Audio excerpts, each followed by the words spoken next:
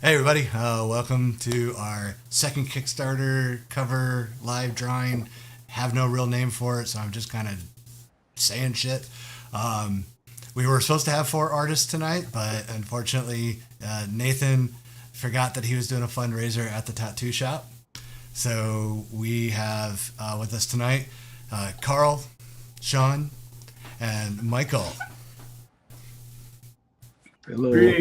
I would say apparently are very shy tonight. Yes. I'm fixated on getting a good drawing done. Yeah. So Karl is doing a cover for Barry Chapman's Kickstarter request, and Sean is doing for Alicia. And Thank you, Alicia. So what's Alicia got you drawing? Is it kittens? It's Catwoman and kittens, yeah. Yes. Yeah. So Oh, nailed that. So Barry's actually on his way back to the ranch. So back to the ranch. He just picked up his wife from work. Okay, so he's racing home so he can watch this. I was gonna say, you're gonna miss his drawing being done, man. Can't have that. Oh, and Michael, you're going to be doing a Batman and Turtles cover, right? I'll fill in for Michael. Yeah, Stefan. Yeah, I am.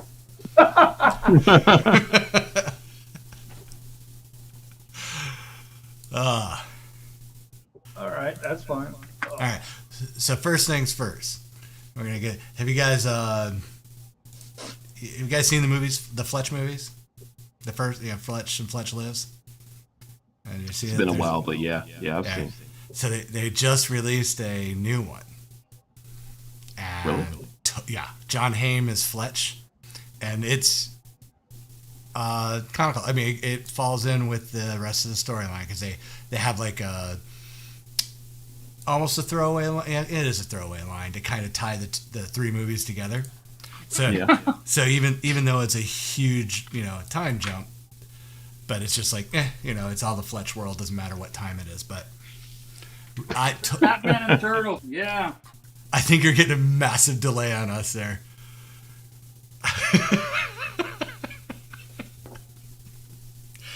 Yeah, that was like a 90-second question ago. Yes.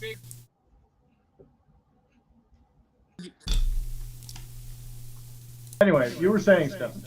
Oh yeah, no, I'm saying totally worth it. Everyone should watch it. That way they'll make it. I have.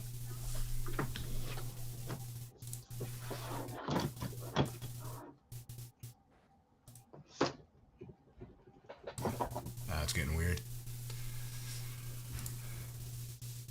So Linda All was right. saying you guys were having some technical difficulties last time. Oh no, that was weather related. We had like massive storms ripping through, and about an hour in, my router just was gummed up. It was all cached out, and so we had to actually stop the show for a bit so I could restart the router because it just got so bad. Then that cleared it up for about 40 minutes, and it got bad again. So yeah, no, what's happening right now, unfortunately, is Michael's Wi-Fi is a little slow. I'm guessing a lot of people are, watching the Wisconsin football game right now in Vancouver.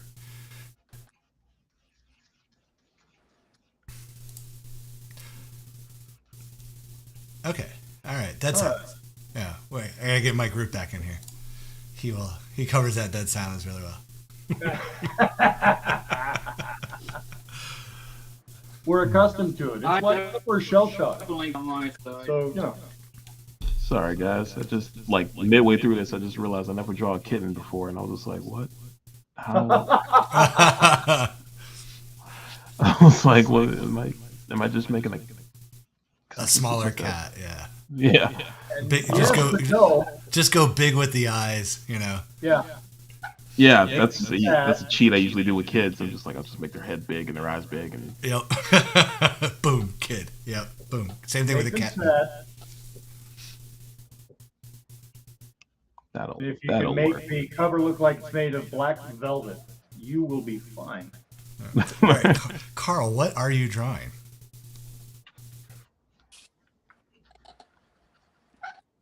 You can't see him? Well, I can see the blue line, but I thought you were doing a D&D character for Barry. It's Barry's D&D character. This dude. Oh, see, I'd never seen. Oh, that's pretty badass, dude. Okay, I was seeing you were drawing glasses, and I was like, what the hell are there glasses on a D&D character? Okay. Yeah, the dude's got Wayfarers on. Yeah. Okay. All right. That was That's what was throwing me off. Yeah, it was funny. Bad in the past. Yeah. So, and I agreed to do this piece for him. And so that's what I'm looking at right now for reference. Oh, very cool. The griffin with it. Werebear. Werebear. Okay. Oh, Barry's loving it. Says looks awesome, Carl. Oh, So I'm guessing he's watching on his phone while he's driving to pick up his wife. don't get in an accident, Barry. Yeah. Canada's I real want strict your about money. It's not that I care, but don't get in a that. wreck. Well, it's a little column A, a little column B. Okay, yeah. But what I'm going to be doing here is it's a big face shot of his character, but I'm going to put the reflection of the werebear, two of them, in the glasses here. So Oh, neat. that's going to be how that's going to get handled. One of the challenges is in drawing a cigar is not making it look like a piece of rope. I know it sounds nuts, but I will take your word for that. happens sometimes. Well, as a non-drawer of art, I will take your word for it. All right. That's actually something an art critic or an art teacher said to me. I was drawing someone that had a cigar, and they're like, "It looks like a piece of rope." I'm like, Oh, Barry said it's supposed to be it's a joint, not a cigar. So it's just a big spleef. It's a big old fatty. oh, well, all right. I'll have to modify that then. Yeah, narrow the end in a little bit. Sean, did we lose you, buddy, or are you concentrating really hard? No, I'm looking up a cat's face. I'm like, Oh, okay, because your hand was perfectly still for quite some time. I'm like, ah, shit. yeah, no, I'm good. I'm good. Okay. Yeah, let's say, just get on Alicia's Facebook page. You'll see all the cat references you'll need. There you go. All right. It feels like I I'm should double checking myself because I just went for it and I was just like, this has to.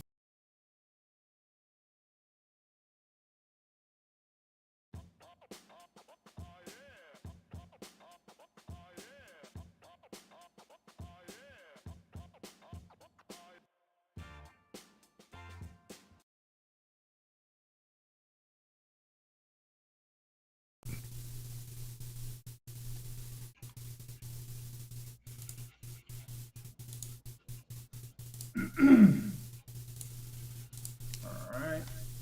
I'm also Yeah, trying to that's figure out how pretty many good. cats I should put.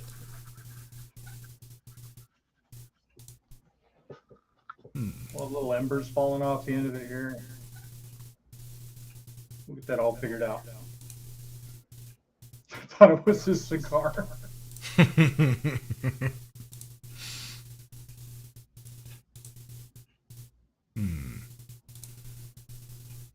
Yeah, this paper on the white sheet, on the white one, is really nice. Thank you. Oh, no problem. Really nice to draw 'em. Like I said, I'm glad that one worked out. So.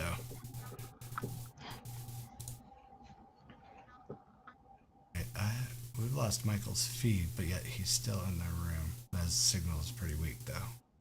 Nope, there it went. It went out. That was a problem. Sorry about that, folks. You saw like a glitch in the system there. Michael's feed just dropped. Yeah. So hopefully he'll be able to jump back in a second. Darn that Vancouver. Damn them Canuckians and their football. I know, and we only have one Canadian on the stream this time. Yeah, normally it's when we have more than one that there's a problem. Let that sound. Many of them. It's like, it's such a stupid, but one of my favorite jokes from the Clerk, the animated series, when Alec Baldwin's character, oh man, I forget his name now, but he was getting a call in from Canada, and he's like, "Oh, I have to take this. They can only make calls twice a day." Oh my god. No And I don't know why phone. that slayed me. And then he's on the phone going, yes, yes, that is rain coming from the sky. No need to fear. I was like, man, they're just taking some serious shots at Canadians here. Barry's on the computer now, so he has a computer in Hey, his Barry. truck. Tell you what, you want me to stop this down a bit so you can see this drawing a little cleaner? What'd you ask? I said, do you want me to stop this down a bit so that you can see the drawing? No, it's fine. I mean, All right. yeah, the blue's starting to show up more now, but it was, like I said, when you were first doing it, all I was seeing was the glasses, and I'm like, okay, what D&D character has glasses? So that's where Harry's character. obviously, now I know that, yeah. But, yeah, it was, it threw me off.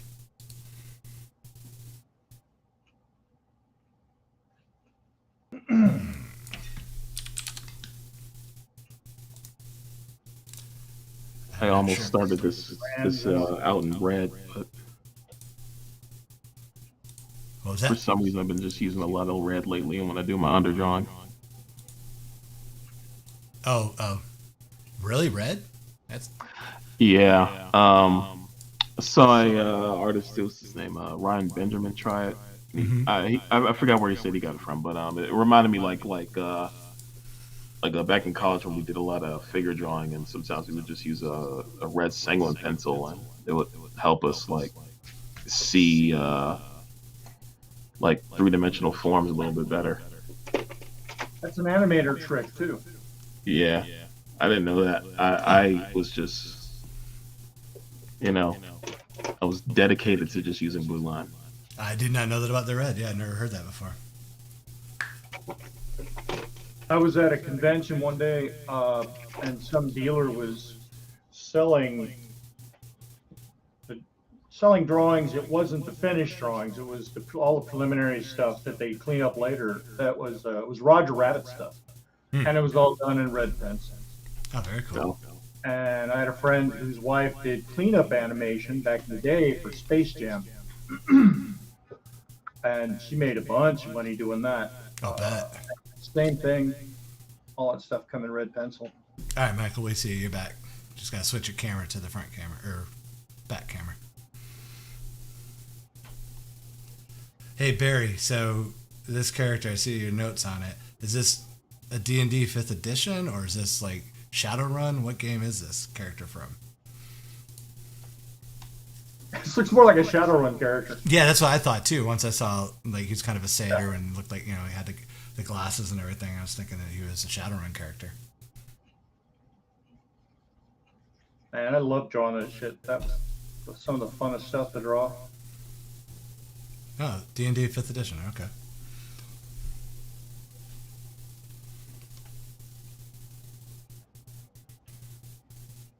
Okay. Cheat these glasses just a little bit. How dare you?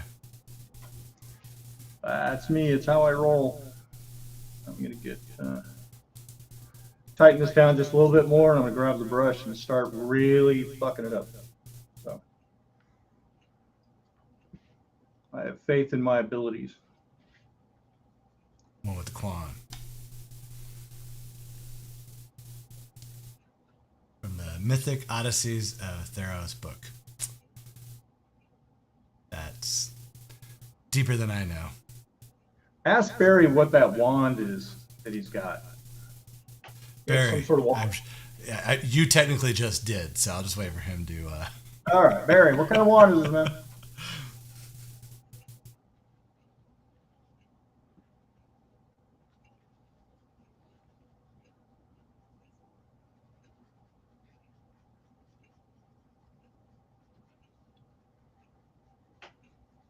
Yeah, I'm still waiting.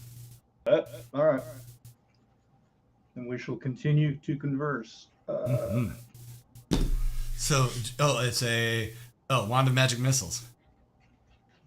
I mean, at that point, you might as well be Jubilee. I was going to say, how many hit points is that good for?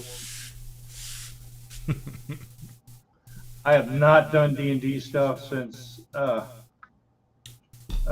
forever. Yeah, if I remember correct, it's not a big hitter, but Even after Stranger Things, like oh, did they use Magic Missile in Stranger Things?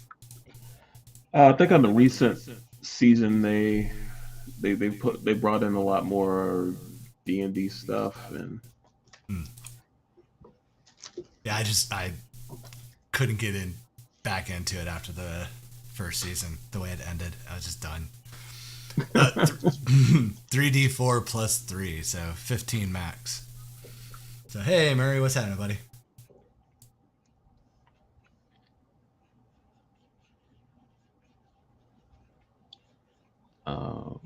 I'm probably gonna cover the entire bottom of this thing in cats. Oh, I'm sure she'll be upset about that. Yeah. Hate cats, especially kittens. It's like, why the hell are all these damn cats in the way of Catwoman? There you go. Stuff, and our boy Knox is doing good, man. Oh, yay. Yeah, I did like seeing that picture you sent me where you could see he was causing trouble. He has finally managed to climb up on that shelf. We have a scratch post that we built. I don't know if I ever showed you that or not. That I took a 4x4, wrapped it with 1/2-inch twine, put catnip underneath the twine, and it goes from the floor all the way to the ceiling in the doorway between or the entranceway between the kitchen and the living room. Mm-hmm. And above that we have those little floating shelves. Mm-hmm. He's been working his courage up to try and get on those shelves. He just did it. Oh, cool. So he's a big boy now. And for those of you that don't know, Knox is the little black kitty that Linda found. Was it at work or on her way to work? I forget the full story on that one. He was crumpled up in the middle of the road. Oh. We suspect he was a barn kitten. He's probably about 6 weeks old, 4 to 6. And what we were thinking had happened was, we think that he probably took a ride on somebody's truck and fell out. And he landed right off his face, so he was a mess. But he has bounced back admirably. I'm just hoping he stays as delightful as he is and doesn't turn into, a cat. Well, good luck with that. If they do that. But, yeah, he's pretty cool. Which now puts us 2 cats over par. So.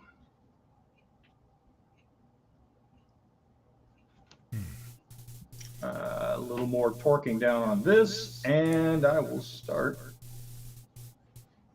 applying inks. And see if I can have this done, I don't know, hey, before the show ends. Yeah, sure. Hey. I want to believe you. You want to believe, okay. I want to believe you. I appreciate that.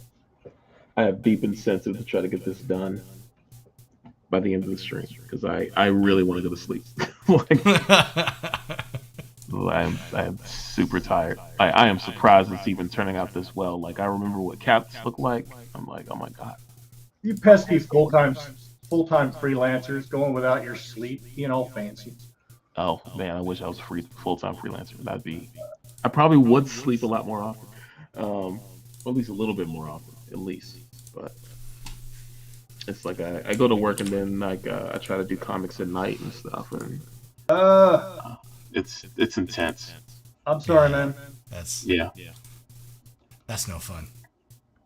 No, it's I mean sometimes it can be all right. Like if I had a particularly rough day and then drawing at night kind of chills me out, and if my day off's the next day, I'll just sleep all day for hours. But and that feels great. Well, don't feel you have to get it done by today. I mean, Alicia's not going to be pounding down your door looking for it. She's just excited that it's getting done. So, Oh, yeah. Yeah, tonight was more about, let's just get together and start drawing shit. And She's gonna kick your door in and throw kittens at you. No. My wife will love that. She'll take every last one of those kittens. Oh, you have one of those. She'll get a kick out of me just getting hit in the face with kittens. yeah, I was about to say, For one. you think there's a downside to that, but apparently not. Only for me. But it's and my son loves animals, so he'll betray me and he'll be like, "Oh, yeah, kittens." Oh yeah, you're not going to win at any level on that, are you? Nope.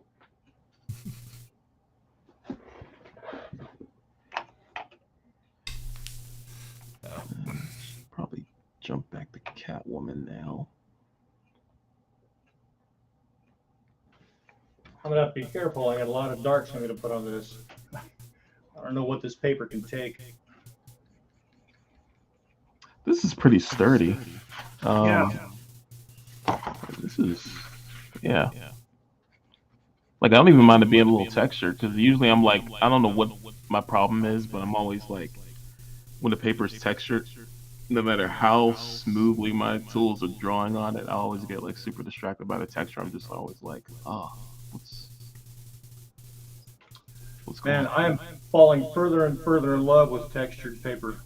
Project I'm working on right now, I just went and ordered straight up watercolor paper to ink on. Oh, hang on 1 second. Sean, your camera went way out of focus for some reason. Oh, I probably knocked it. Oh, okay. I love it because the paper does so much work for you. There you go.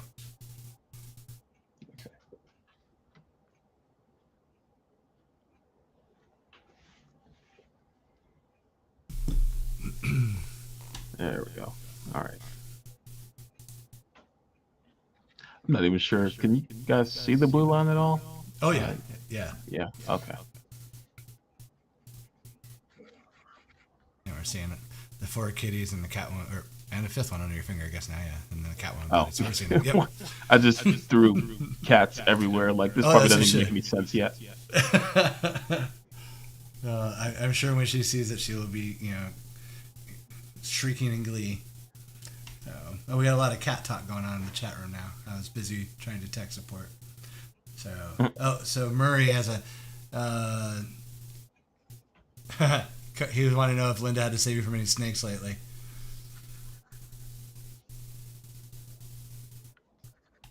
That would be to you, Karl. What's that? About what?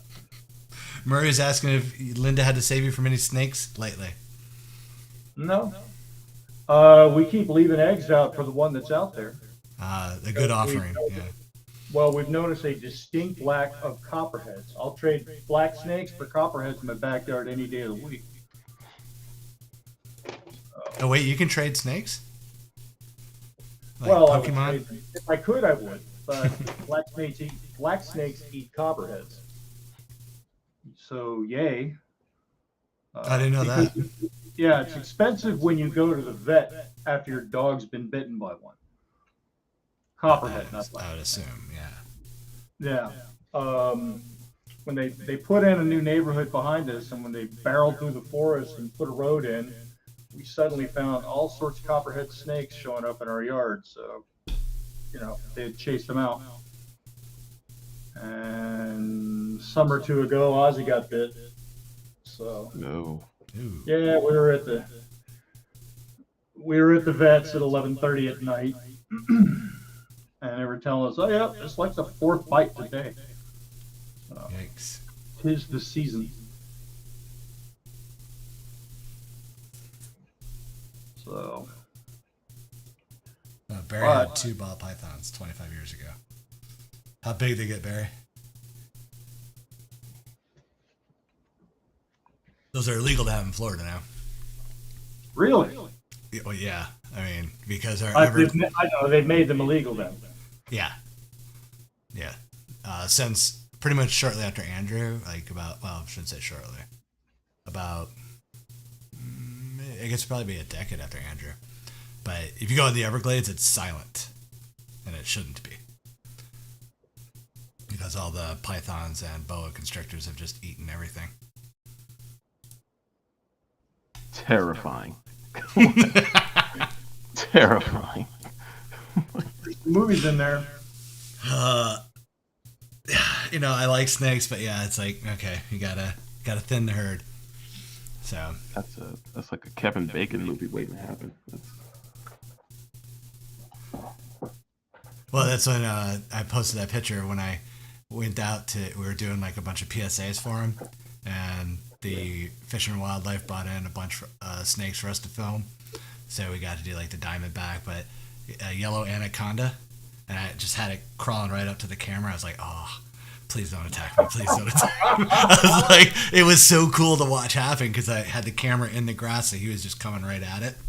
And then he went right up my, started going up my leg. I was like, all right, we should probably stop this now. All of a sudden, you became Jim in Wild Kingdom.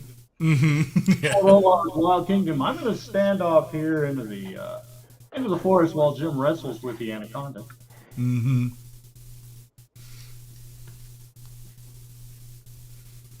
Yeah, that's some funny shit.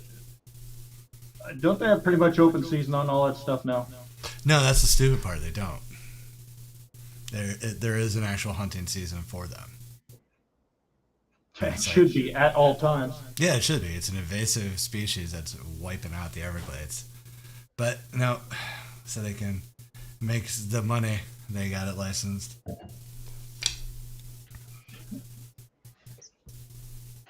Alright. Yeah, see, just enough tooth on this. This is nice.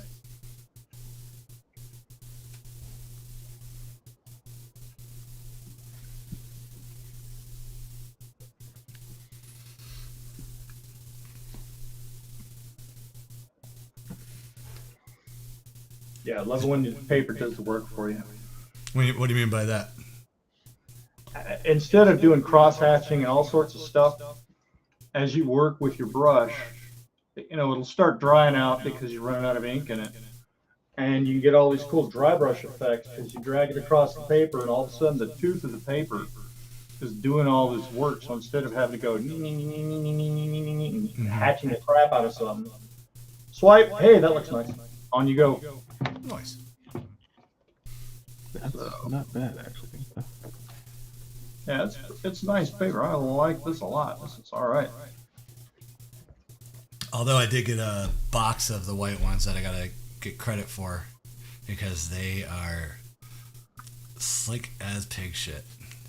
It's a totally different paper, or it's they didn't do it with matte, and they argued, no, it's the same all the way through, and I mailed them two, one of each, and they're like, oh yeah, so how many did we send you like that? I'm like, yeah, we'll go through that, but I was annoyed by that, and then of course the black covers were the same, but I don't know how IDW did those Ronin covers. I need to find one of those so I can get my hand on it to see what type of paper it is. But that'll be a costly investment, apparently. Those Ronin black covers are expensive. Really? Mm-hmm. Like $100 just for nothing on it. What? Yep. For how many books? A book. Oh, thank you. No. Yeah. Yeah, and as they're being more and more of them being purchased and taken out of the market, I'm sure they're just going to get more expensive.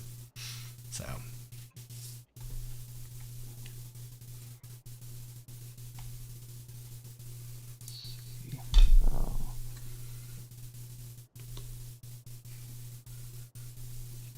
So what are the projects your folks working on right now? Yeah, since it's announced, Sean, tell us what you got going on, buddy. Oh yeah, so it's I'm working on a Killmonger story for Marvel right now, and cool. yeah, it's like a survivalist mountain climbing story, like when he was younger. It's like one of those. I forget the name of this movie. I saw it like just for inspiration before I started drawing this thing. It was a Clint Eastwood movie where they're all trying to climb this mountain, and most of the guys are pretty much like there's like an assassin Oh, that's the eye you're targeted saying. one of these guys. Yeah, and Okay. no one knows who it is, and they have to figure it out. And I think they don't, of course, figure it out until like you get to the top of the mountain. Then they're fighting each other to death. Yeah, they did a great episode of Archer based on that. That's it. It's the only reason I know it. It's Step in the cinephile. Okay. Not a but, big. I'm getting like towards the crux of it now, so it feels like they're almost at the top of the mountain. So And you got the Blood Syndicate coming out this Wednesday, right? yeah, Blood Syndicate issue 5 is pretty much done. I'm waiting for my comps actually right now. I know they got shipped out. So I got some notification of it. It was either the comps or Bristol I begged Marvel Force because I was almost out. But it was I did like half of issue 4, and then they gave me pretty much all of issue 5 Nice. before the main artist Chris Cross jumps back on to issue 6, and I'm pretty sure he's toiling that right now. But yeah, no, that was a super intimidating book when I first got that assignment. Yeah, yeah, especially if you're filling in for Chris Cross. Yeah, that's. Yeah, I Yeah. was like, Ugh. man, like I can't. Plus, I mean, for me, because like when I was a kid, like I read that book and he was the artist, so Ooh. Yeah, that's hard. I was like, oh my god, like I was apprehensive about every line I put down. And he was just telling me like, oh no, you're fine.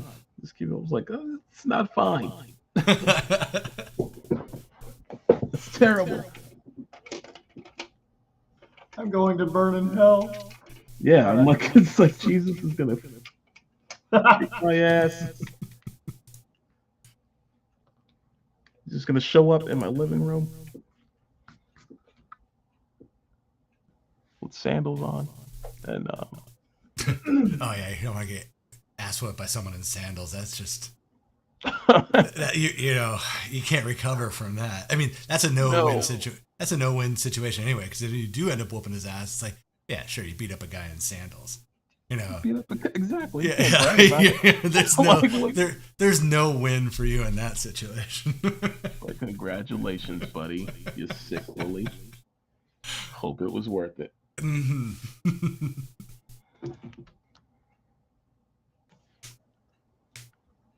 Have you guys watched anything good this week? Or in the last couple of weeks since we haven't talked in a while? No, I've been trying to watch the two new fantasy shows, House of Dragon and Rings of Power, and honestly, House of Dragon was interesting a lot more to me because I remembered a lot of that stuff from the books. So I'm still trying to figure out what the hell Ring of Power is about, and My opinion is about a waste of $1 billion or whatever that was. like, how fast can you spend billions of dollars? Yeah. Because admittedly, I'll give it to them. Like, I'm like, wow, you guys like threw all the money at it, like all of it. I don't know what it's about, but like I know. Sorry.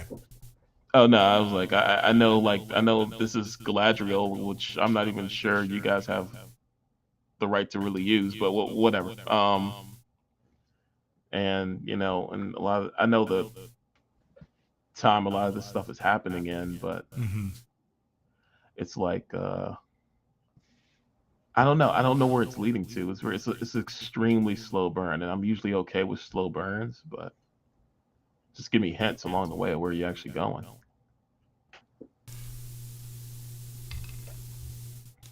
Yeah, my issue with it is just like they obviously spent some good money on visual effects to get some of the cities to look okay, but then when it's an actual physical shot, everything looks the same. It's just so boring. Like every set could be interchanged with all the other cities. But Yeah. I need to get into House of Dragons. I haven't had a chance to watch that one yet, but I've heard it's pretty solid.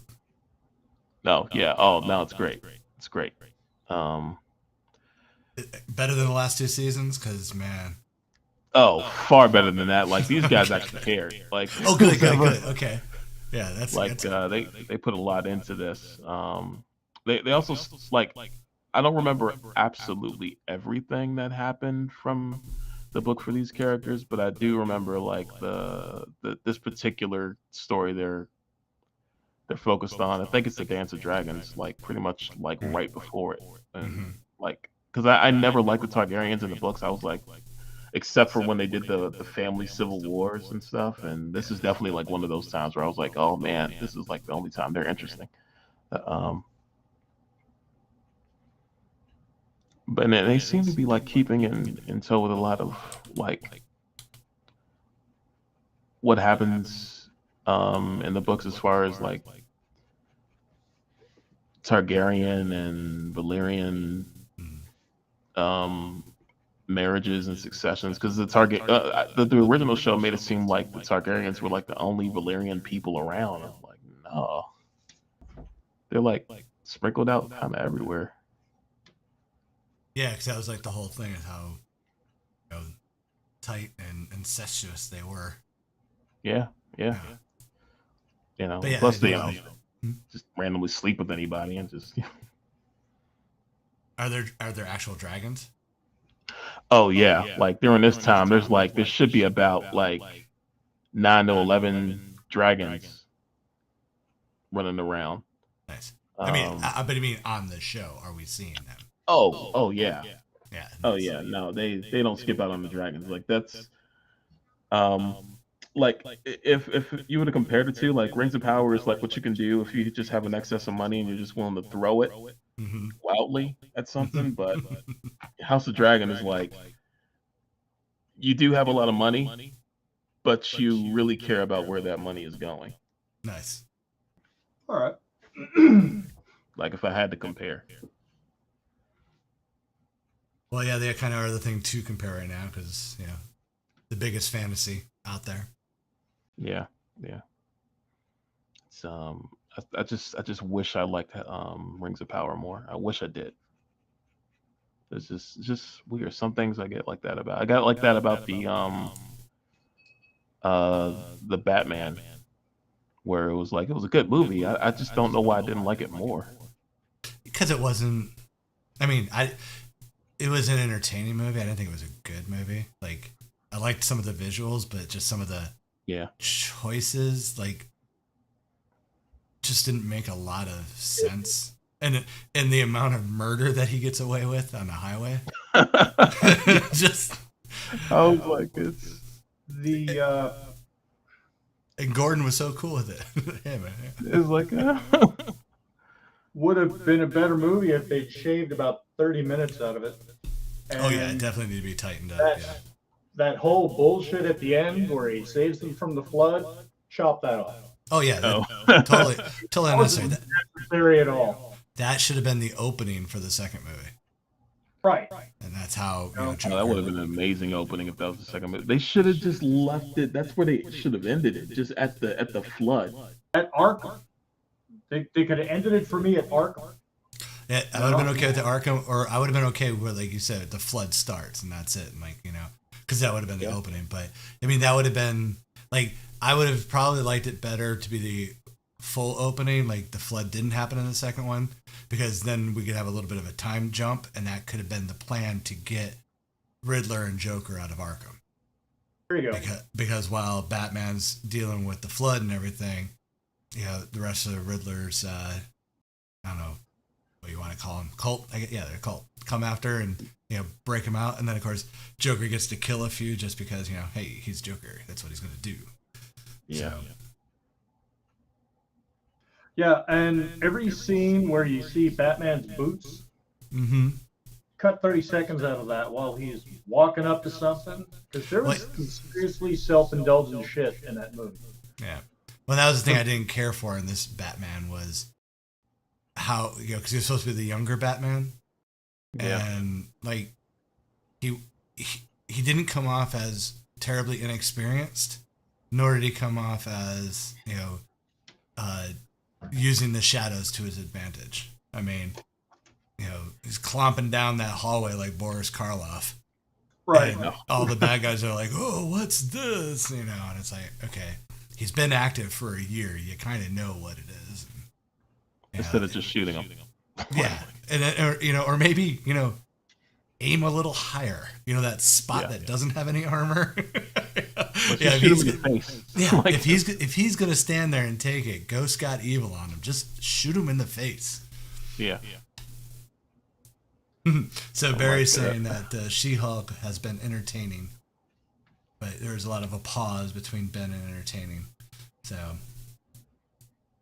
yeah, I got to take it. I mean, I don't think it's written well, but I don't care enough to worry about it.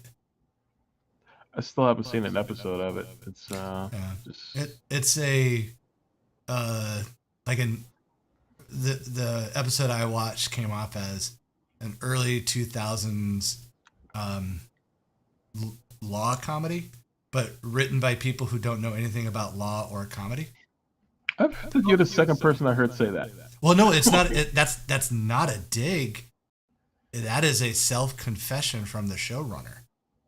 They said they don't know anything about law, and I'm like, you hire people to. Yeah, then hire a writer's room that has some experience with that, because they also the writer's room had no experience in writing CG action. Oh. So I'm like, wait, how did these people get these jobs? And, with like zero experience, and, they just throw that much money at them to say, hey, do this, and the hubris of them to say, yeah, we'll do it without trying to bring in anybody who would be a specialist. That's a mistake. Yeah.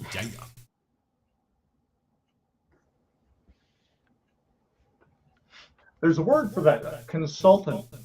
Yeah. Or just hire one writer in the writer's room that has written for Ally McBeal or Boston Legal or anything that was illegal. That's the only two I could come up with. But legal writer would have been awesome. Say what? Said a Boston legal writer would have been awesome. Yeah, but I mean those were kind of charming legal shows that were like pseudo comedies. I guess I wouldn't call them straight up comedies, but they always had those moments of levity in it. But just to be in charge of a show like that and have zero experience with any of those types of genre, it just blows my mind.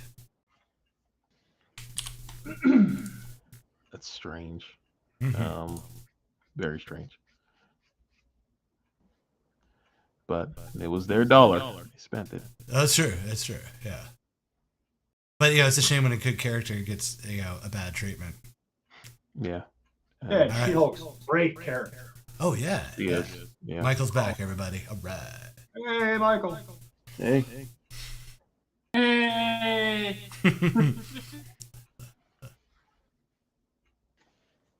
Oh. I don't know what the hell was going on, but I guess I'm back, so.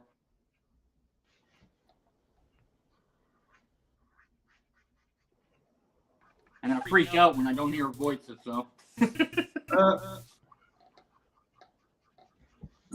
Oh, did I lag out again? No, you're here. Yeah, you're here, bud. You're a little choppy, but Okay. Cool. Didn't know. mm-hmm.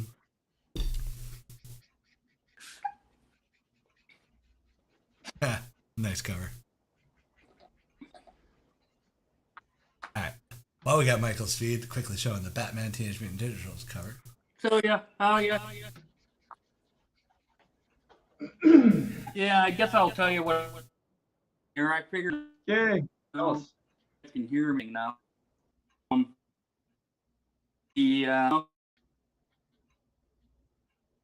So close. And so I figured that comic book was that. Nice. Batman's not keen on the idea. Trying to get the signature.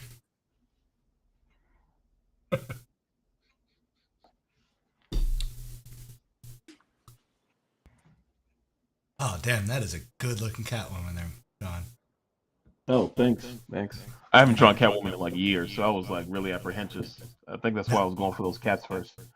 I was like, nobody will care if I mess up the cats, but if I mess up Catwoman, oh my god. No, Alicia will Yeah. care if you mess up the cats. That Oh, is true. That is true. I definitely did not mess up those cats.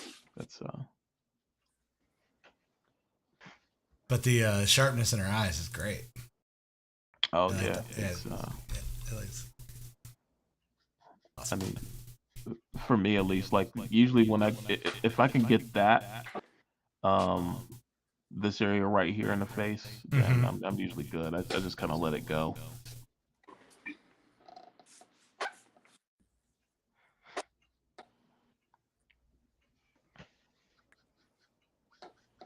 And that's pretty hard for me to say because I'm a detail guy, so I will like noodle something to death just for the sake of depth. But you I've know, never done that. Yeah, I was don't ever get into editing film then, because yeah, that's my worst thing is I push pixels. I'm like, no, they'll notice that one frame that's out. it really feels like they will though. It's like it's just Because I spot it you know. every time I see it, and it's like there's got to be more people out there that do that, and it just can't publish a C. Yeah.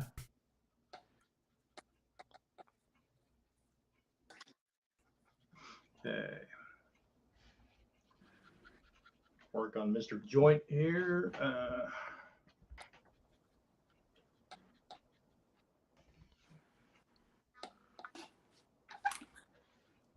I was gonna slay the dragon, but then I got high.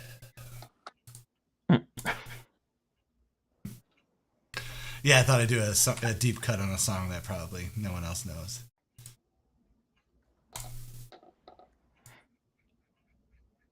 How far back does it go?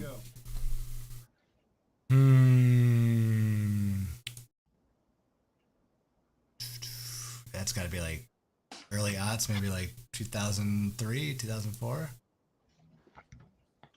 Thank you for making me feel old. All right.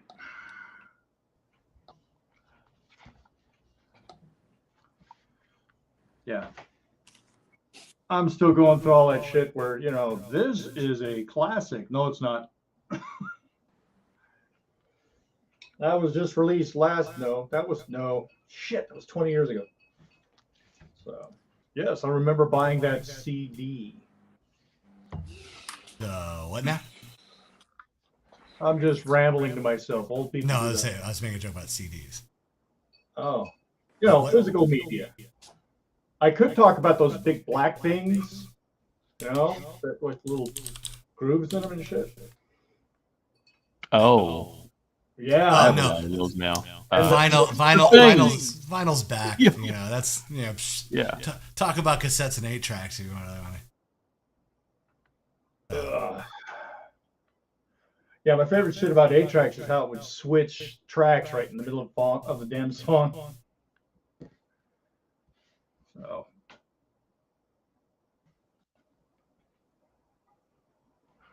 It's my wife inherited a lot of vinyl records after her dad passed away a couple years ago. Sorry, you got it that way, but Yeah, it was but it's given us a lot of joy. It's a lot of it was a lot of rhythm and blues stuff, and I was a kid. I grew up a metalhead, of course, so I like geeked out when I saw like Zeppelin in there, and he also had some Pink Floyd and stuff. It was great. well, I wouldn't call that great, but hey, cool.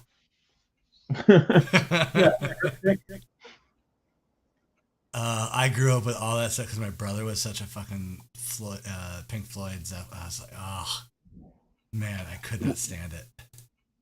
I mean, you can't play that like all the time. It 'cause- was all, and he could. He'll prove you wrong. Oh, crazy! That's crazy. You'll just hate it.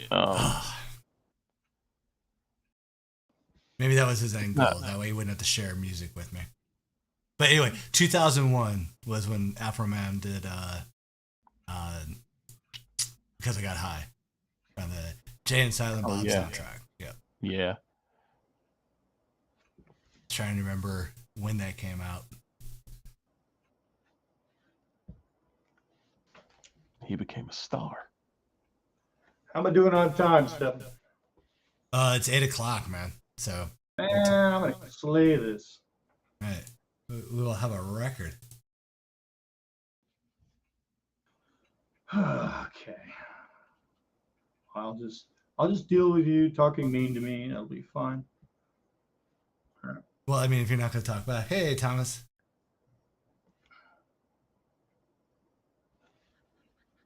Hey, Sean, did you see Thomas's Bilbo that he did? The old school animation, the 3D sculpt. Yeah, it was beautiful. Mm-hmm. So the thing is, I remember that cartoon from when I was a kid. I can't remember where I saw it. I think it may have been at school.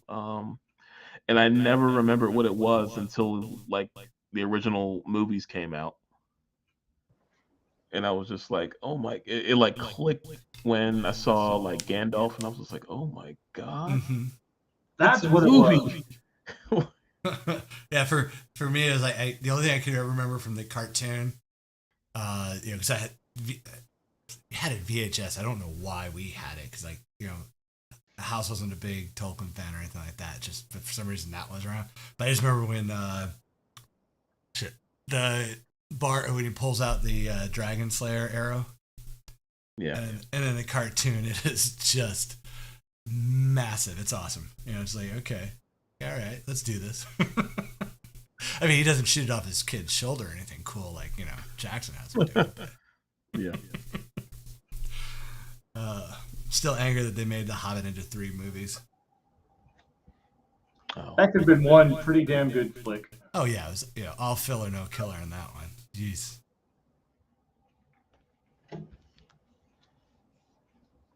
The land of forgotten physics.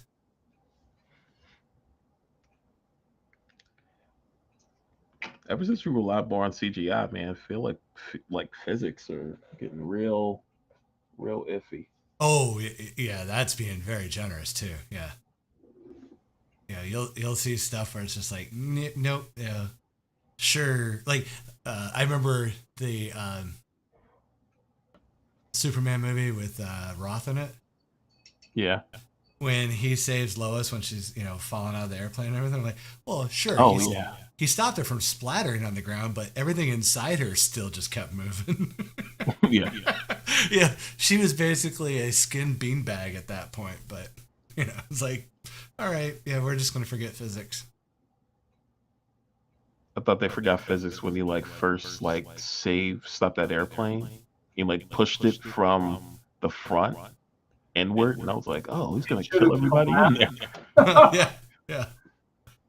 Yeah, I mean, just the plane itself is not structurally designed for that. I was like, this is. At first, when I saw it, I was like, oh man, Superman's gonna murder all these people. It's gonna be great, but they're gonna go into a real in-depth thing of like Superman making a mistake or something. But no. I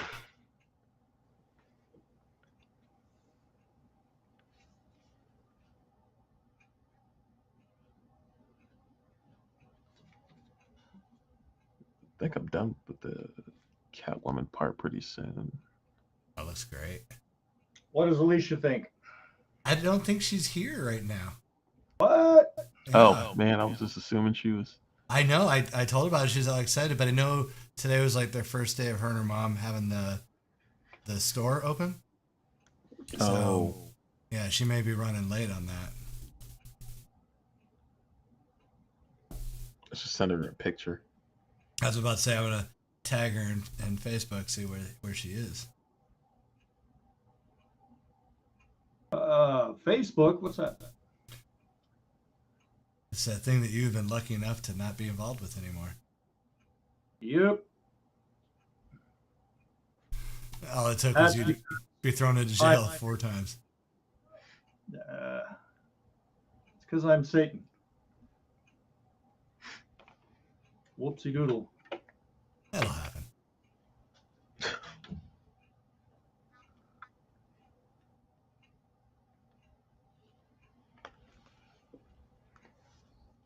Okay, this is about.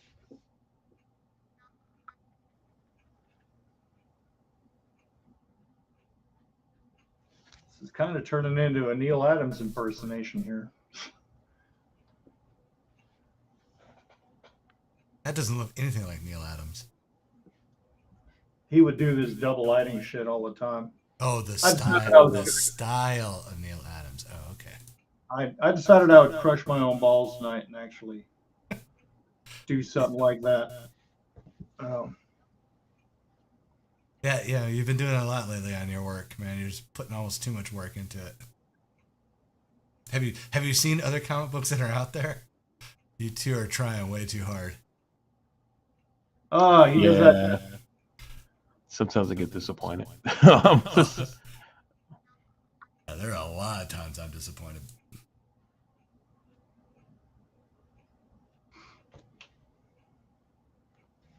Yeah, I just thought I'd try and do a nice job tonight. The papers make it really easy, so yeah, I'm doing all right. Hey, you can keep stroking my ego over that paper. I'll take it. All right.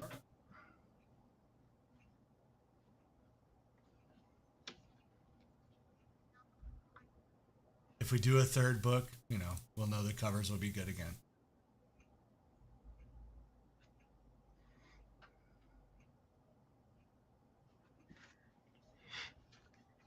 All right. Can I leave you two to keep a conversation going? I need a drink. I don't know.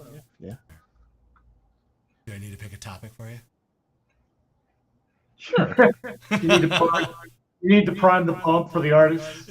Yeah, so I was like, because I got sure, yeah, and then nothing. Because we're not fictional masters. We just, we draw shit. What are you gonna do? Choose like a deep philosophical topic or something like. Yeah, I know. I was like, how do we get into something that's both deep, philosophical, and awkward on a comic book art show? No. Well, you guys haven't watched anything or read anything recently, so I can't bring that up. Because we're busy. It's a good problem to have, but Yeah. it's boring. Yeah, it makes you kind of boring. Sorry. No problem. So I got to get that government job like I got now. That's 9 to 5. Do my 8, hit the gate. Yeah, I was just gonna ask you. That's a gov thing, state or local, or you know what I mean? State. Yeah, it's local. It's county. All right. But we're going to expand hopefully and take over like the neighboring counties. Like Game of Thrones. Yeah. Basically, yeah. We're just gonna go. Yeah. I'm just pretending West Palm's Poland, but yeah, we're gonna.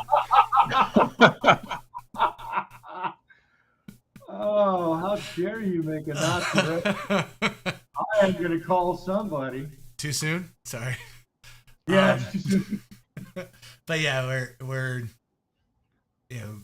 taking some big initiatives to do original broadcasting, so it's not just boring government meetings and things. So the other county north and south of us are, hey, we heard you doing this. Can we join? What exactly are you doing? Well, okay, so the most of the broadcasting, like 90% of the broadcasting, is just meetings. Things no one's watching, but the people who do watch it are watching it intently, because as soon as that shit goes down, our phones light up. And it's like, okay. But right. We're going to be doing like docuseries on, like, one of the ones we're going to be doing is on commercial fishing in the area that's kind of making a comeback. So, All right. Yeah. Doing one on the arts and theater in the area. So basically a lot of like, docuseries on, development in the area for Martin County, because Martin County is pretty big, but it's also very old. And the old guard has been a no growth industry for the longest time, and they're constantly fighting it. And a lot of them have left, we'll say, to be kind. So now the new guard is like, we got to grow, otherwise we're gonna get just left behind. They dying out on you? Is that what's going on? Yeah, a lot of them. It's very old money, and one of them that did left a huge grant for this specific reason to produce content that's in the arts and theater broadcast for, encouraging people to understand what Martin County's about. So that's All my right, gig. that sounds Yeah. cool. Oh yeah, it is Good. pretty cool because it's Good. like I got free reign and they're like, hey, what? Because like the first thing I went in there, like looked at the studio. The studio's gorgeous and like not being used at all. Like at first I thought it was like this fake brick wall, but it's like no, that's actually the real brick wall. It's beautiful. And they got this big cyclo green screen, a little bigger than they need, but we'll make it work. But then I started looking at their equipment. I'm like, oof, this is a camera from 2011. If we're lucky, I have to look it up again. But so that was the first thing I did. Was like, hey, come October 1st when we get our budget, these are the cameras we need to buy.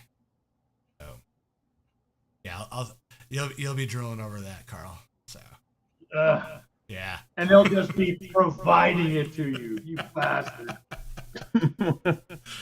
I will be giving them things in return. Yeah. This will then lead to another giant wave of dick waving. Great. Well, I mean, since this is actually work cameras, it's not my cameras. But, probably a little. Hey, Karl, can you push your art a little bit? We're only seeing eyes and up. There you go. Sorry. No worries. Yeah. Oh, and because like we were doing they're opening up this really cool I don't know what you call them, but like they're like the 2-story driving ranges. Oh, neat. Yeah. So Yeah. like they're like hitting cages, but for golf, right? That's the best way I could describe them. And I was like, oh yeah, I'm gonna bring the drone and we're gonna do the fake golf shot, like how. Oh, that's cool. And they're like, oh, you can't fly a drone here. I'm like, hell, I can't. I was like, and they're like, no, we're right next to the airport. I'm like, yeah, that means nothing. I'm like, so I pulled up the no-fly map and like, you can see right over the golf course, you can fly things. But you can't get past it. So like, you couldn't, like, there's, I mean, even though it's a open fly area, everything around it's a no-fly zone. But I'm like, we're not trying to fly in, we're taking off from. So like, we're good. So they were very nervous and like I just did it while we were there. I'm like, screw it. And then we'll just get somebody to swing later and I'll just edit it together. And they were, oh, it's so funny like working with public sector people after, not being public sector, and they're just so puckered up. You're going to love doing that to them, aren't you? I'm sure there's going to be a lot of, hey, that joke was so funny, HR wants to hear it. There's always a really high degree of Schwarzenegger in you, man. Because he was that dude that liked to watch people pucker. He would just say shit or do shit and watch them get all weird. No, see, I'm not Yeah, really. he would work people a lot. Yeah. I'm not really that. I just don't like to be, run under register. If it's something that would be awesome, let's do it. Let's not, better to ask for forgiveness than permission. Right. So yeah, I mean, I'm sure I'm going to make them nervous for a bit because, like they're like, oh yeah, we'll just point a camera. I'm like, just point a camera? No. And I can't do that. Scott, hey, and Alicia here. All right. Alicia, Hey, Alicia. Look at the screen, Alicia. Look at the screen.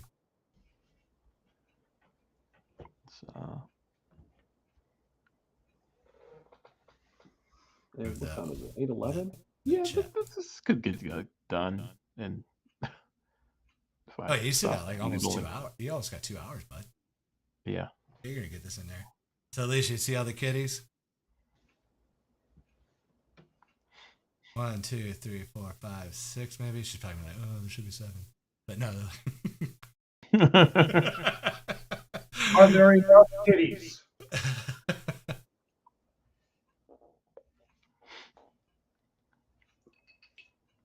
Yeah, I'm zipping right along on this shit. I'm usually pretty damn slow, but tonight I'm feeling it. So. Yeah, you are on a tear for your speed. And I managed to Impressive. get my hands on a scarf that'll do what I want. So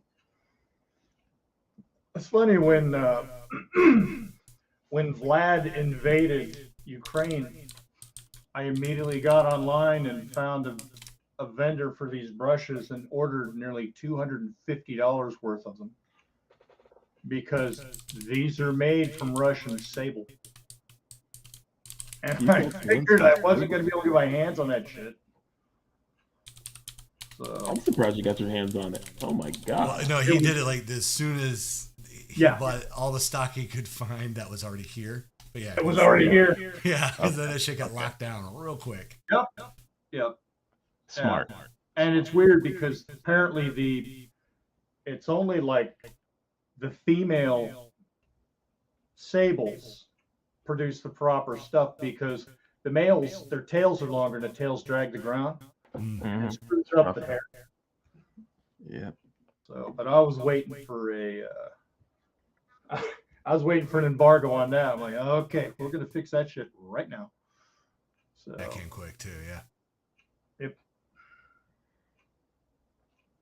All right, I'll legit be right back. All right. yeah, you're lucky I'm not drilling you on art store shit right now. Oh, it's fine. You can't. It's just like I mean, actually, I do like my job, and like I'm surrounded by art supplies all day, so it's great. It's just that yeah,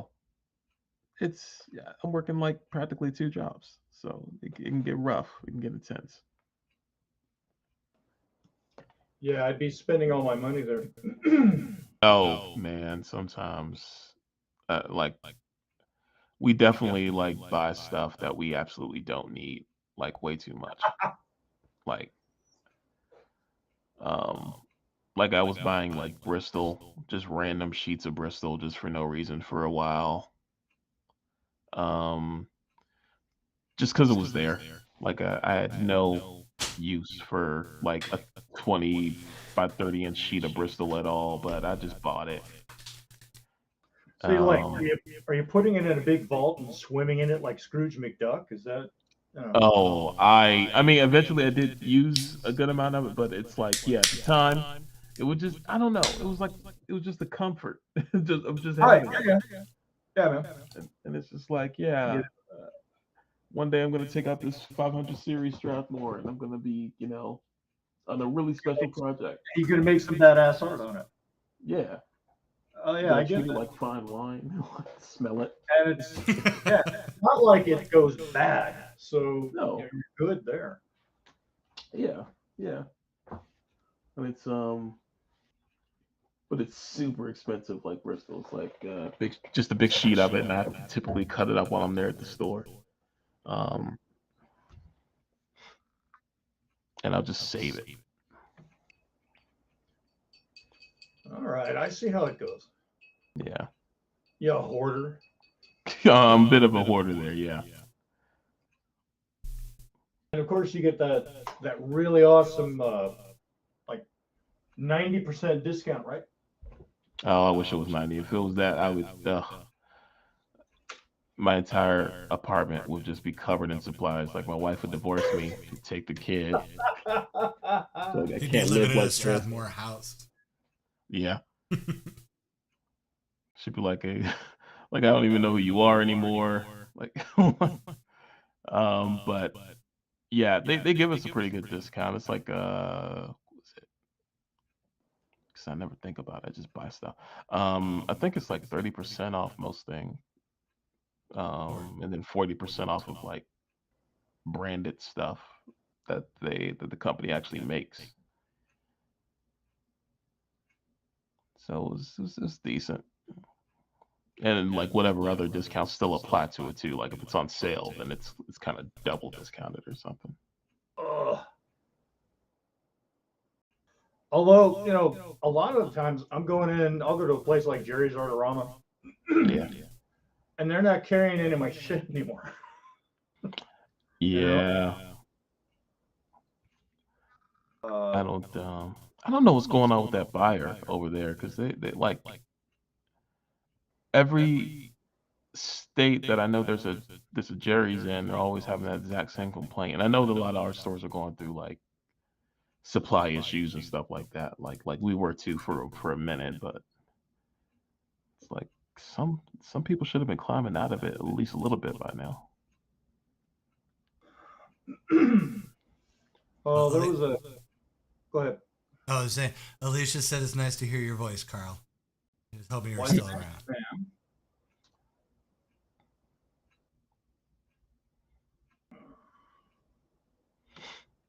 Sorry, I didn't mean to derail that conversation. Oh no, I got like I got concerned here, like wondering like what am I doing? I'm just drawing lines, but trying to make sure it's actually like kittens. Doing my best not to make like I only want one adult cat, and that's this one in the background, and everything else is just a little smaller.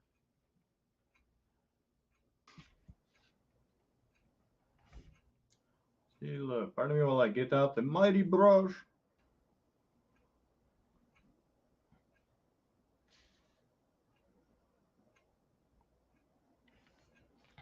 That'll do for now. I was actually talking to a lady in the store because she was looking for like Kolinsky sable brushes the other day, and we didn't have any. Like we just have a synthetic series from Princeton that tends they're pretty good. They tend to work pretty close like it, but I was telling her I was like, man, those are getting more and more hard to get. They're like, and for a little bit they were pretty much impossible to get because of the like way back in maybe 2010, 2012, we had like bad relationship with Russia, so that had an issue with getting them in, and then here we are again, and now they're pretty much at war.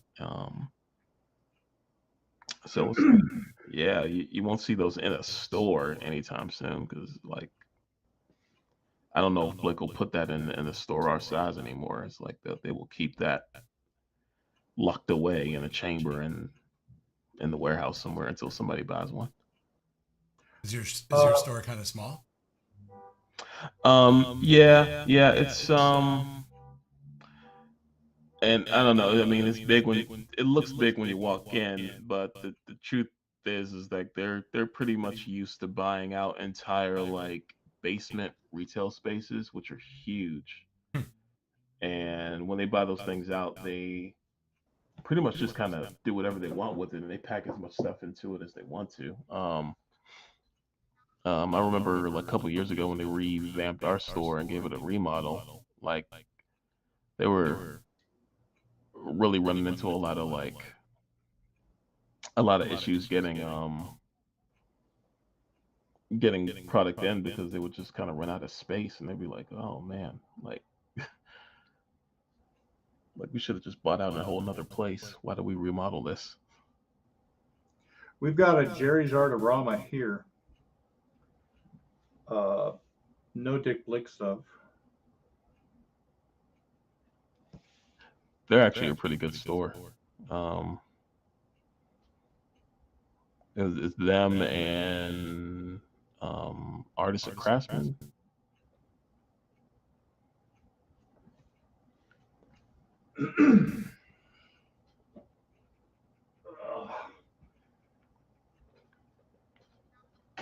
Okay.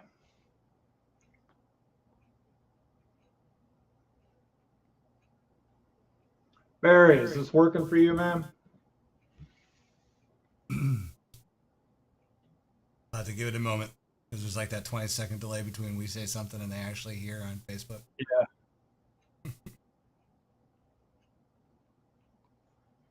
Facebook again. Well, yeah, that's where everyone is, so they can communicate. Yeah. The only thing that I miss about that at all is I suspect a lot of people think I turned into a dick and unfriended them or something. Well, and they should know that you started it. That's one. Well, Has nothing to do with what you became. No, I told everybody who asked. okay. Yeah. No, he says looks awesome, Carl. Thank you. There we go.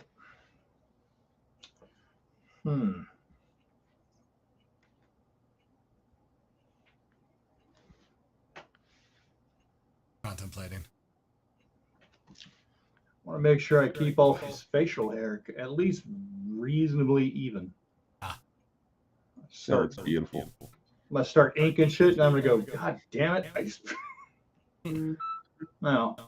One of my biggest problems, believe it or not, is flipping eyeballs. I'm drawing eyeballs, and then I'm going, something ain't right. And for some reason, I just have a hell of a time keeping those things square. It's a fetish I have. So. God, somebody's texting me like crazy. That would be Rick. Oh, what's Rick doing? Inking something for me. Oh, cool. Oh, Barry said, just don't forget the horns. That would be right here, man. Yeah, he was laughing about it because you were talking about even the hair. I think. Oh, the horns are going to be crooked as fuck, so don't worry about it. Bastard, tell me not to forget the horn. That's right. Yep. I'll crooked them up just for you. Let's see.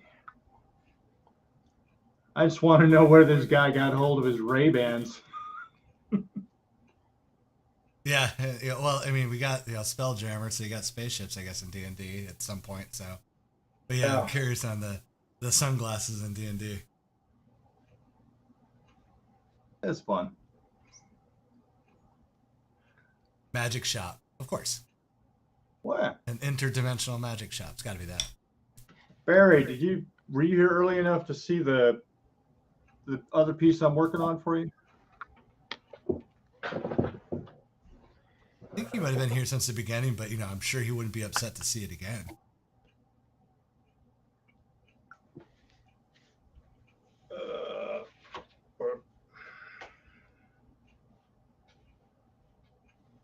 Oh, and no, he did miss it because he was driving, so he is seeing it now. So there you go. And this was another one of those things where I'm like, hey, the paper's getting to do the work for me. Oh, okay. Well, you got a lot of exclamation points of, oh, wow, that's awesome. So, yes. That's absolutely beautiful. Yeah. Thanks. Oh. Well, we got a little bit of a lull here. We're going to do 2 auctions. Well, technically 3 once we can get Michael back or he finishes the cover. But there'll be the new format, the 2-day format on the Things Are Getting Sketchy group page. So, but both Karl and Sean have original pieces of art they're going to auction off, and Michael will have his Batman TMNT cover to auction off. So we'll get those posted up tomorrow. Basically, once Michael's done with his cover. But do you guys want to show your work that you're going to auction off? Karl, I have your scan I can show, but Sean, do you have your piece? Yeah, I'll be grabbing. I All was going to say, you want us to whip those out? Yeah, I mean, if you want to whip it out and show people the original. But I also have the scan, too. Excuse me while I whip this out. Well, whip this out. Oh!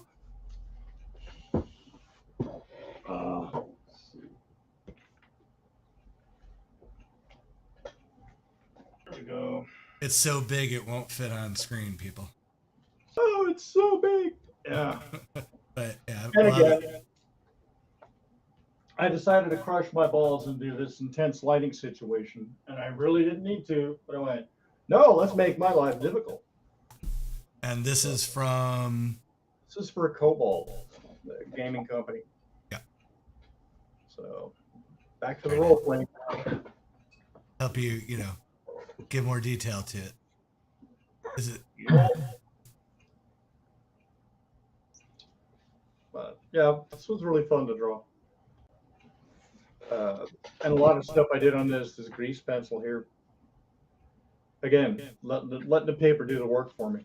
You flip it over, I don't know if you can catch it, but it looks horrible on the back. but the flip side, because this watercolor paper is really, really neat to work on. So there you go. Yeah,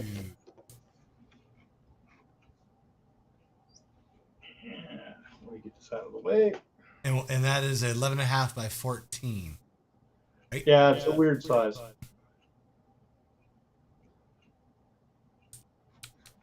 Yep.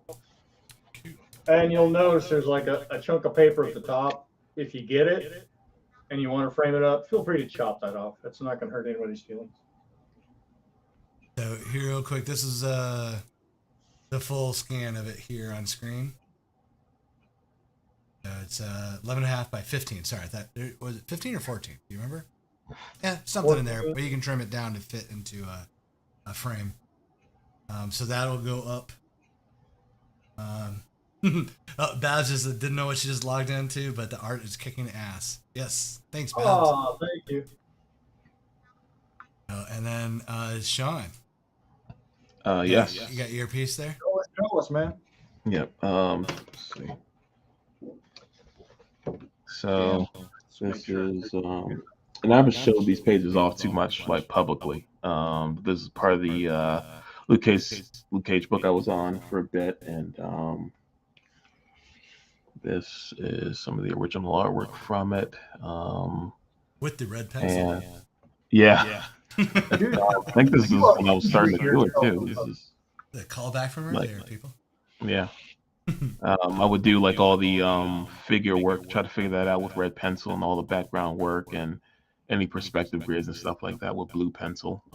Basically giving myself a ton of extra work that I didn't have to do.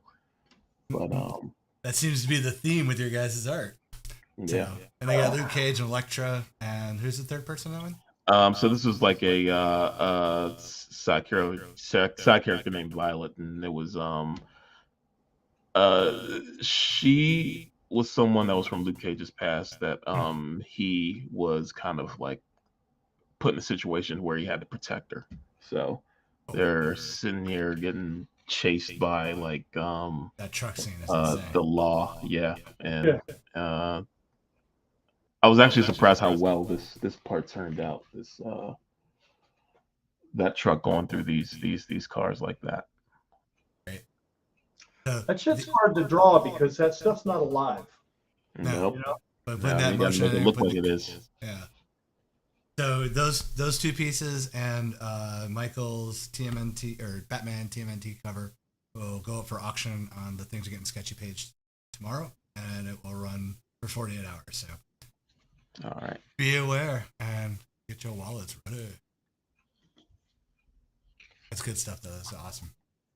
Thank you. You guys do good work.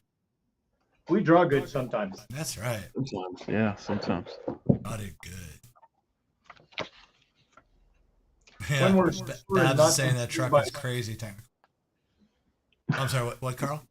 We draw good when we're sober and not consumed, and not ate up with all-consuming self-doubt. So True. when is True. that? Yeah, when Yeah, Monday mornings between 9 and 9:10. well, I'm trying to put as much positive spin as I can. Okay. Well, if that's what you guys do with self-doubt and sobriety, I mean, or get it. Oh, I got tongue-tied on that one, but it's good stuff. That's what I'm getting. Thank you. Thank you. Thank you. Hey, Danny's here. Yeah, we got some arting going on. Hey, Danny.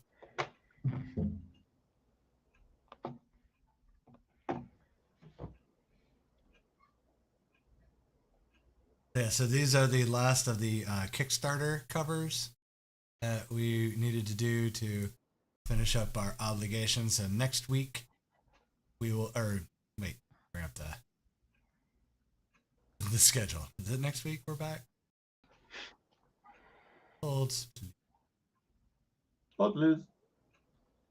Yeah, so next week we are back, but then we start 2 weeks after that. So next week we're back with our first coaster night. So I'll have the sign up on the tags page so people sign up on that.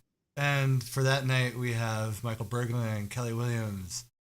In theory, Nathan Phillips and Hugh Rookwood. Go you. Yeah, My man. the monster when it comes to the coasters. Yeah. Mr. Caldecott Award winner or whatever he is. He's damn him. He's won several awards this past year and a half with his children's book line that he's doing. Yeah, I feel like Benny on the Mummy, you bastard. He deserves every of it. Yes, he does. Still, he's a bastard. Yeah, I get it. Don't get me wrong.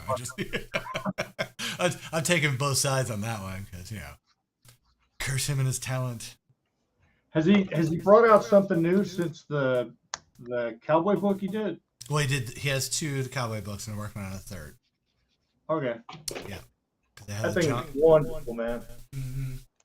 I mean, that's one of those projects where I like being able to go, I know that guy. That's cool. Yeah, I do that shit. I know that dude. So, yeah, good on him. It's a really nice project. Yeah. And they're interesting because they're so different from his usual stuff. Mm-hmm. So yeah, so the first one was the Howdy, I'm John Ware. Yeah. And Yeah. then the That's second, terrific. the follow up was the Howdy, I'm Flores. Lado? Maybe I'm sure I'm pronouncing that last name. Ladue.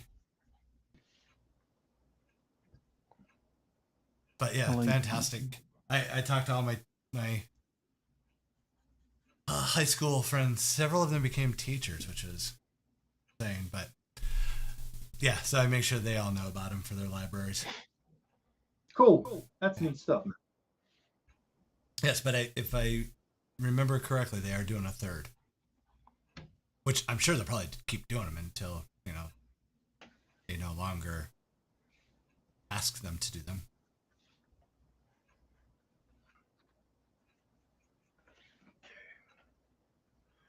This guy's got these tufts of hair on here, man. See, and one of the cool tricks about doing this is you can get kind of painterly, like nail all the tight details all around in here, and then you can kind of let shit a little kind of flow out of here. So, speed you up. I will take your word for it. And you're talking stuff I don't understand. Art stuff. Mm-hmm. All right. But yeah, art stuff. Danny said it might be a good night for a Beta Ray Bill Murray costume. That would be a tough one to do because how could you get Beta Ray and Bill Murray to? And don't abuse the artist, okay? It's Danny we're talking about. But that's one I just don't know how you would do. I mean, yeah, because Bill Murray doesn't have a signature outfit, and you can't change Beta Ray Bill's face from the horse to Bill Murray face. But you know what? He was gonna go, fuck it, I can do it, and do it. Well, I'll be angry at him for it. Yeah, I will curse him, and that's how this will work. Although it's weird, I was in the mood to watch the live action Ghost in the Shell. And there's one character in that movie. It's the dude that was driving the secondary character. He was driving the garbage truck. He and his partner, and their shit activated. He's the one that she beats the shit out of in the middle of that shallow concrete, I don't know, waterway. And she's invisible. And she's beating the crap out of him. He's flying through the air. If you look at that dude, he's young Bill Murray. There's just something going on with his face. Is he a Murray? I mean, that is a big family. The facial structure, if you pull that up, is like bananas. I'm like, God damn, he looks like Bill Murray. Could actually be related. That's what I'm saying. Could be like, you know, a nephew or something. Because all the Murrays, you look at the Murrays, you go, oh yeah, you're a Murray. it really looked crazy. So maybe that, yeah, may well be. All right, I put the horns on. I'm not forgetting the horns. You know, I just forget one of the horns. that's why I drew them off center, so I only have to draw one horn. Marked. Artist tricks, man. I'm looking at the cast and I don't see a Murray in the cast, so Uh, Yeah. Maybe he went with the Nicolas Cage routine, you know? I was thinking the Sheen. Like the Yeah. Charlie Sheen. yeah, with It's like- Estevez. Yeah. Isn't that weird how those two boys look different, but they look just like their old man? Yeah. Oh, Yeah, a bit. You're right. Yeah, because I didn't realize till put it in my head now how much Emilio does look like. yeah. But side by side, yeah, they don't look anything alike. Yeah. But then you look at Charlie and he looks like a Sheen. So yeah, that's really interesting. Sean, Alicia said your art's starting to look like her bed every night when she goes to sleep. Good. That means I'm evoking a good feeling. And Yeah, I got 4 cats and they can't stand each other. As, you know, got them all at different times and different situations. They found us, but because I always They want don't my like each cats to other? like, yeah, they just they're like Yeah, they they don't adopt. yeah they don't dislike each other, but they're not going to share space. they talk. So they don't even tolerate. No, Just well, like Peanut, when I first got her, she was enamored with Tucker because she was such Yeah. a young kitten and she just didn't understand what another cat was, and because he was a very loving cat with his sibling Nip, but Nip got hit by a car, and no. yeah, back in the apartments when I was in Tampa, before he was actually my cat, he was still an outside cat, and Yeah. but yeah, he didn't want anything to do with her. He's like, back, and so he burnt that bridge. So she has no interest, and Binky's just a straight up bitch. Yeah, she does. She doesn't want anybody in her space. Yeah, it's just weird. We have the 4 cats. None of them, like, you'll never see them in that cute little cat's cuddling pose or anything like that.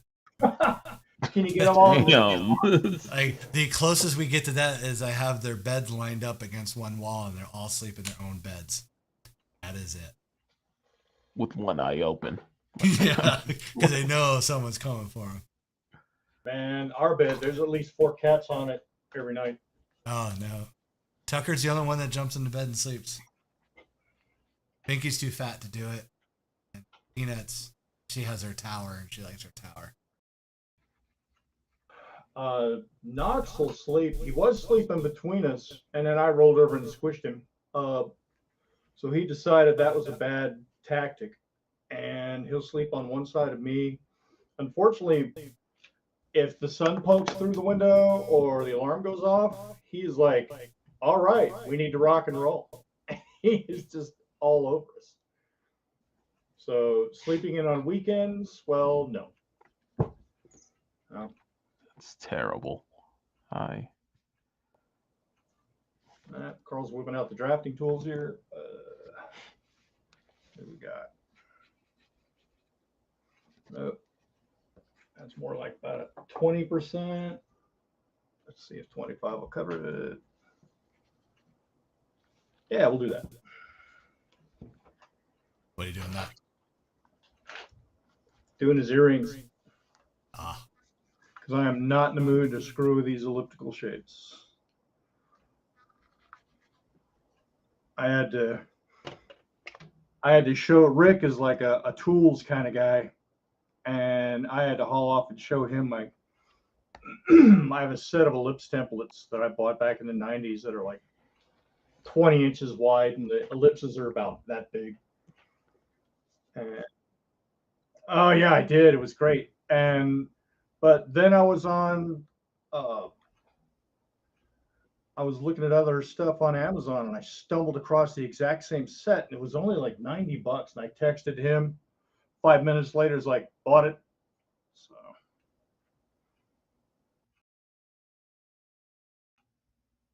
and we're gonna run with a 20 here. Because when you put them inside of each other, if you try and use the same size, shit gets weird. Yeah, we should have Rick on one night. It'd be fun. Don't have anybody else. He would get us shut down, but yeah, he'd be fun.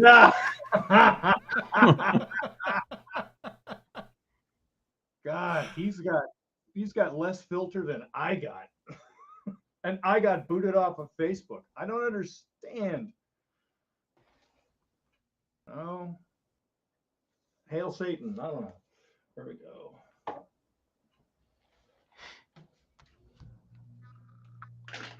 How we doing on time? We are at 8:42, so you're doing pretty well. That's good. I'm gonna take my time with this blanket that I have them all laying on.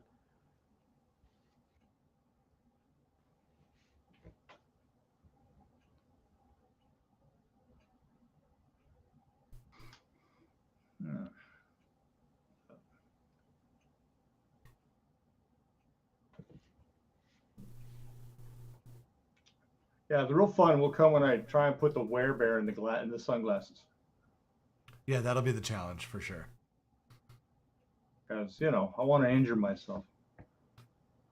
Well, Barry did say you're killing it and looks amazing, so keep doing what you're doing. He's got my Doctor Doom, where I had Doctor Doom and I had to spherize all the Fantastic Four in that little crystal ball. Oh, Barry's got that one? I thought Eric got that one. Oh, okay. Eric get that? Oh, no, you're right. Eric okay. Got that. I'll say Barry had to fight hard to get that away from Eric.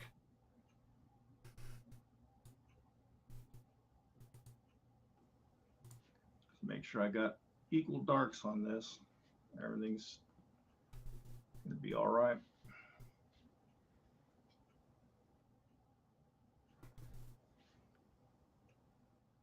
Yeah, Barry confirmed Eric has that one. Yeah, maybe us being away from this for a minute has been kind of handy for me because I'm actually having an easier time than I usually do. And it didn't take nearly as long to get you set up. Why no?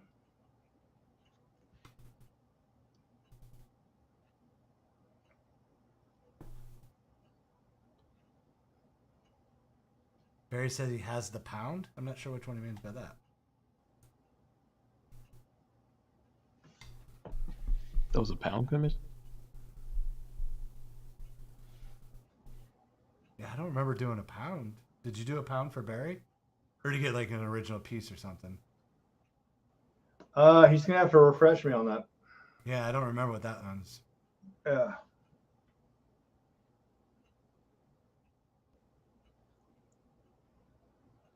Of course, then when I'm done with this, I'm gonna have to break out the whiteout, going in there and get all Nat's ass because that's how I have to roll. Nice.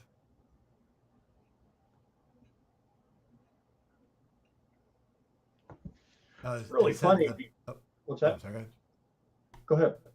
Oh, no. Just clarifying what Barry was referring to. He said it was a pound original Karl did. So I'm not sure which one, but.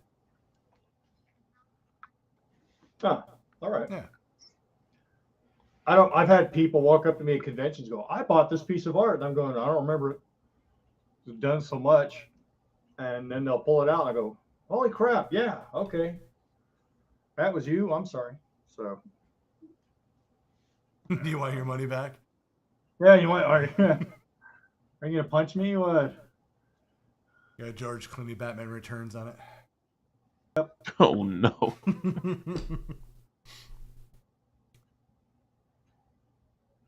The rumor is that if anybody runs into Clooney and says they saw the movie and they, didn't like it, he gives them the $10 or whatever. Whatever their ticket was. Yeah. That's so sad. He has to pay for that movie, literally, for the rest of his life.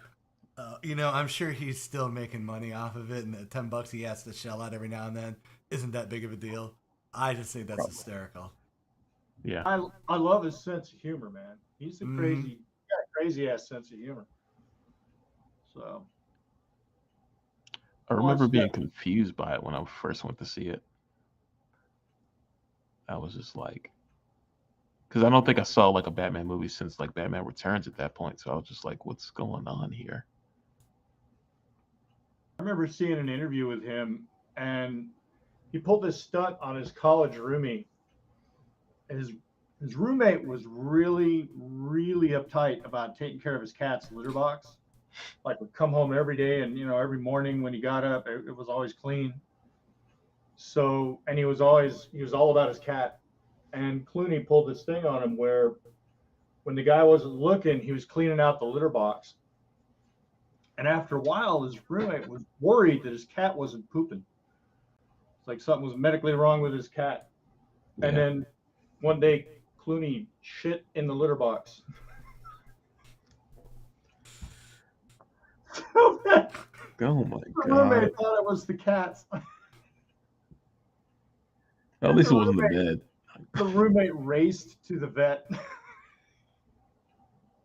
So I'm gonna make that story exponentially better for you, Carl. Okay. It wasn't his college roommate. It was I thought it was his roomie. It was Richard Kind. Ah! Because he was All right. crashing at Richard Kind's house when he first got to LA. Oh, all right. Yeah. And he pulled another amazing prank on him, having to do with art, where he found this just awful canvas, painted canvas at a yard sale or trash. I forget I've that. heard this. Yeah. Where he took it and hid it, and then he was saying he was taking art classes and was paying these better people at art to do these pieces for him. So he was showing all this improvement. And then when it came to like the graduation time, he presented Richard Kind with this dog shit art. And Richard Kind, being the nice person that he is, and accepted Being it. kind. And hung it up Being on his kind. wall. Like, my friend did this for me. Yeah. Who cares? Like, oh man, that's something dirty. You did him wrong. Mm-hmm. But I always thought it was a college roommate too. But I recently discovered that it was Richard Kind because he was on a podcast and they made him tell the story, and he told it. No. Yeah, the Smartless podcast with Jason Bateman, Sean. I just blanked out his name. And Will Arnett. But yeah, Will Arnett insisted he tell this story.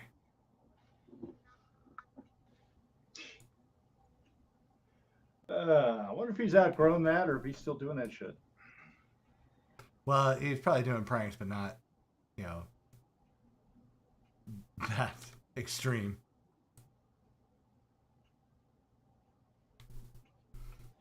Tasteful pranks. Mm-hmm. Yeah. There's no Jay Leto. No.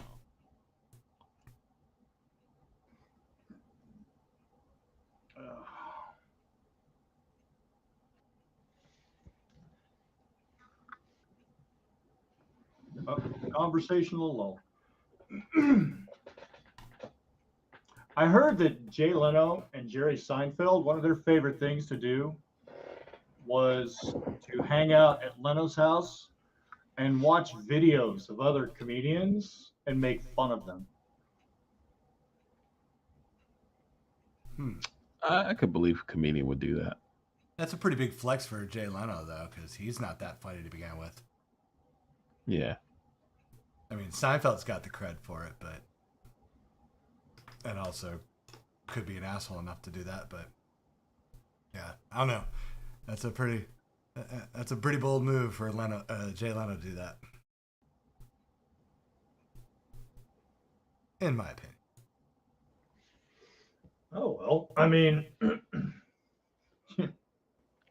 you have to hear me really talk about artists. So. Let's talk about Rob Liefeld. What's that? I said, let's talk about Well, Rob Liefeld. I said artists. Oh. Go on. Like, That's a good start. motherfucker. Oh yeah.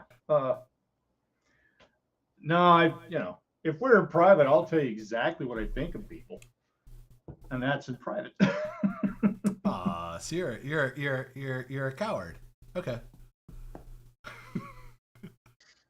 No, I don't want to hurt people's feelings. Oh, That's all it's right. my mom did that to me, Hurt your but feelings?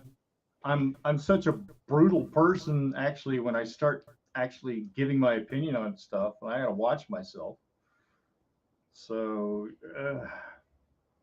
when we are when we are somewhere alone, oh, you can tell. I'll tell you what I think of various artists. Yeah.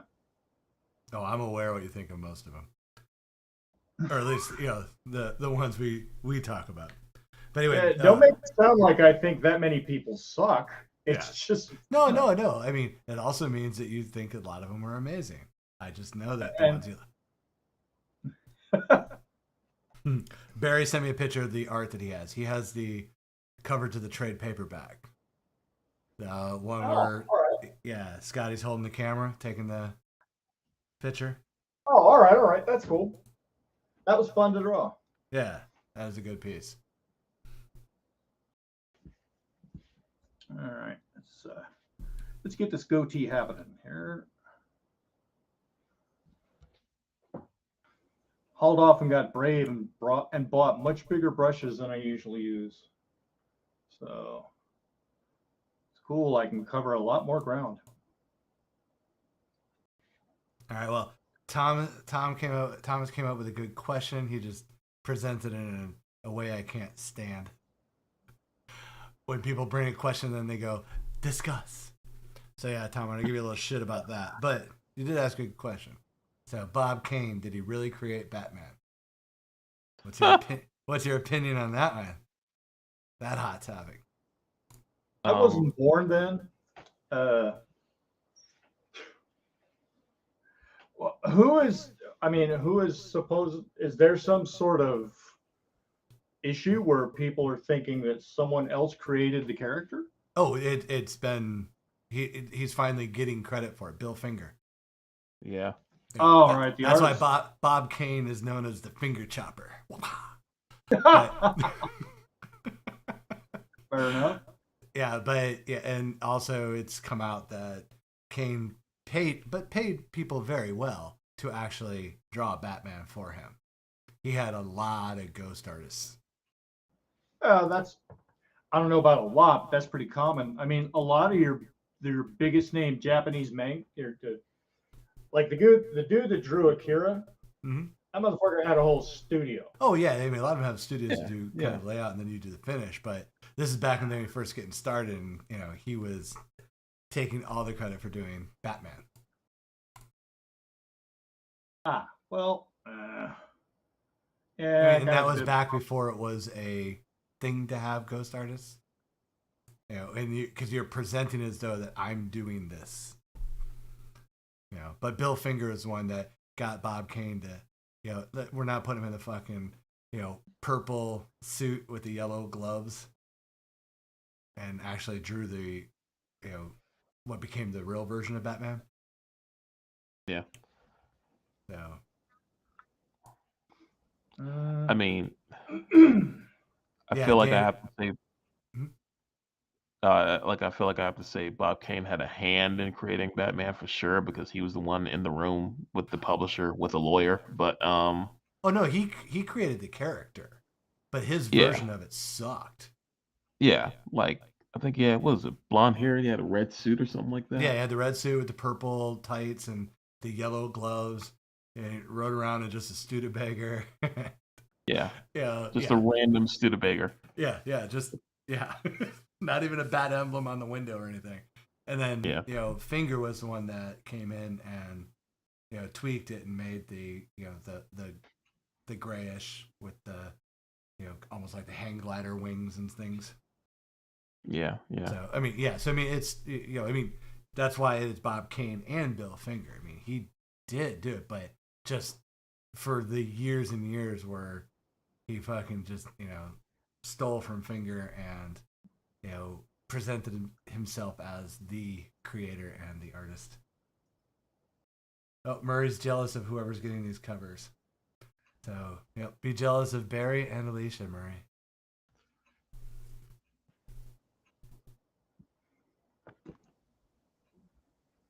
Yeah, I thought It's it'd actually go pretty all fun for me.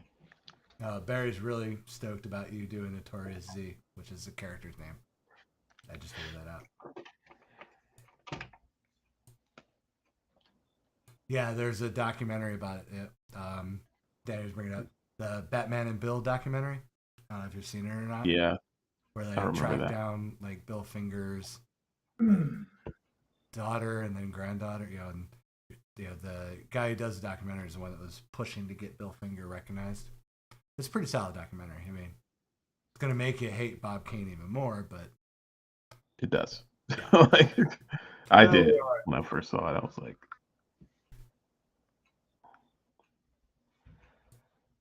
oh, it's on Hulu here in America if you want to see it.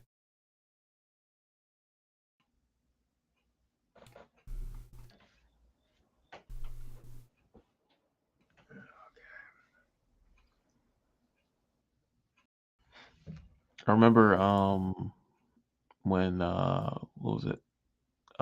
Batman v Superman first came out, and I went to the theaters to see it, and I saw Bill Finger's name on there, and I was like, oh snap. All right. Yeah, I think that's the first movie that got his name on it, right? Yeah, yeah. I think so. Yeah, unfortunately for him, but hey. But yeah, all the stuff Post is getting it now. Thankfully, he really got screwed. He really got yeah. screwed. But hey, if you're gonna say something good about Batman v Superman, that's a good thing to say about the movie. That was a positive spin, right? Yeah, exactly. But yeah. If you absolutely hated the movie, at least Bill Finger got credit. Exactly. Your mom's named Martha too? Oh boy. I remember when that scene came up. Yeah, and my wife looked at me. She was like, "Their mom's got the same name." I was like, "Yeah, they weren't super creative back then with the mom's name or nothing. They just, because nobody really cared. It was just like, Well, they didn't think that, hey, 75 years from now we're gonna have a movie and the Right. two characters are gonna be against each other. Yeah. just like, My favorite was Stan Lee and his alliterative names, and he did them because he wrote so much that he couldn't keep everybody's name straight. So, so it's easy to remember Richard Ryder or J. Jonah Jameson. Is that the reasoning behind it? Yes, it really is. That's fine. Like, according to Stan Lee, when he was alive, that's why he had so many alliterative names. Push your art up there, Karl. Got brow. There you go. Cute.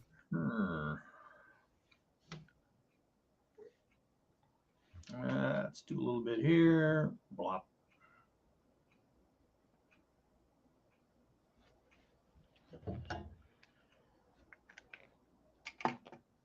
Yeah, I'm gonna have this one done. You guys won't have to post it and go, here's what Karl couldn't finish last night.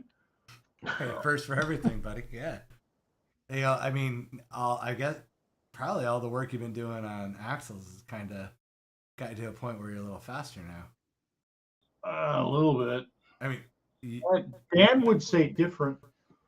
So well, you're doing a cover here, not a full, 24 pages. all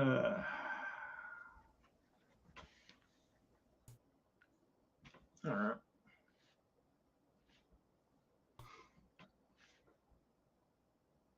That's a good cover.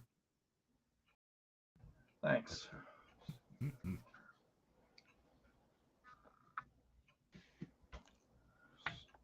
I don't even know why I put this blanket on there. It just was like they should be laying on something. Oh, actually, that's perfect because Alicia makes kitten blankets. Oh, all right. Yeah, there it is. It all comes together. Yes.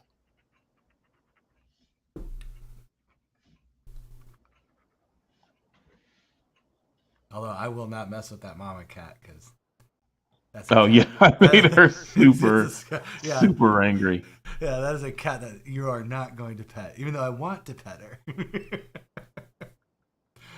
Yeah, I'm not Like I would coming leave out of that her one unscathed. and all her kittens alone. Yeah, Babs, we were saying that earlier that no matter how many kittens he puts on there, Alicia's going to say, but there should be one more. So, yeah, so Babs is asking, but are there enough kittens? No, No, there's never enough kittens. you need more cowbell.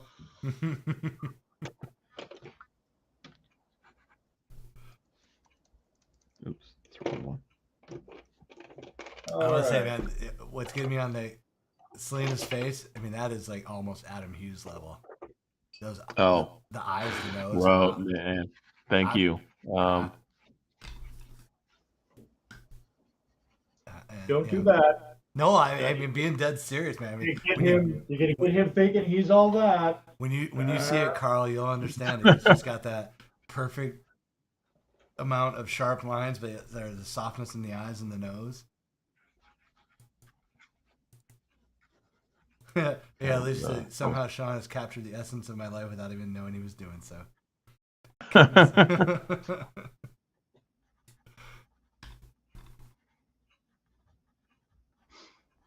All right. Werebear time. See if I can pull it off. That's what Photoshop's for. Yeah, that cover is beautiful. Mm-hmm.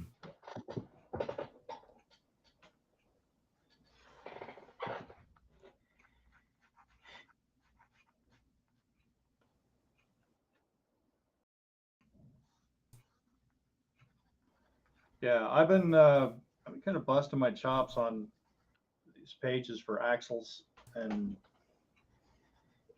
you're right. It's kind of a workout, and it's improved a lot of what I do. So. Oh, it's an owl bear. What did you say? Werebear or Oh, no, owlbear? it's an owl bear. Yeah, that's why it's got a beak. Makes more sense. All right. Well, Yeah, here's the part where I've nailed everything. And I'm gonna fuck this up. So yeah, it's all of a sudden become a Dodge cover. yeah, there you go. Mm-hmm. It's a crossover, Barry. Your character's now in Mike Ruth's comic book. Hey, I got to talk to Ruth, man. I'm supposed to be murdered in one of his books. Like Linda paid to have me killed. Oh, I'm In a sure it's Dodge. coming. Okay. Because I was sure to tell him, look, don't hold back. Have him tear my head off and play football with it. You know, I love that kind of shit. Well, I told you that's what I do when everybody would always ask, "Oh, put me in one of your comics." Sure. Yeah. And they would just get murdered immediately. My ass. Yeah. Yeah. You're the person just getting ripped apart by a werewolf or shot by somebody. Yep. Yeah, you were there. Intro hit.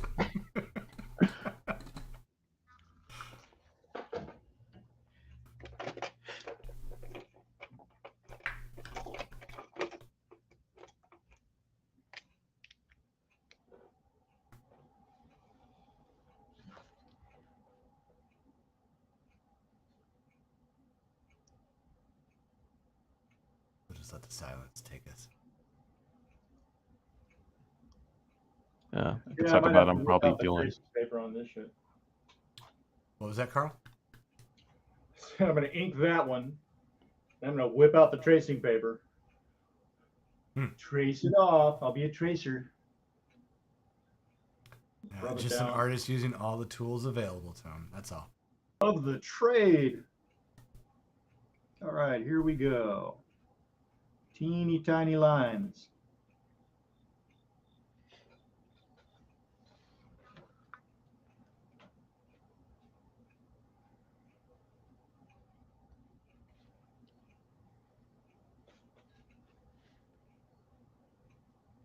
This turned out all right. I haven't drawn Catwoman in a very long time. Looks Sometimes great. you're gonna get probably a lot of requests for it now.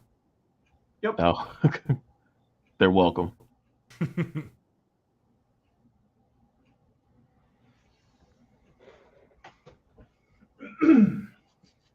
So I'm thinking this could probably be the first meeting of these two characters, maybe.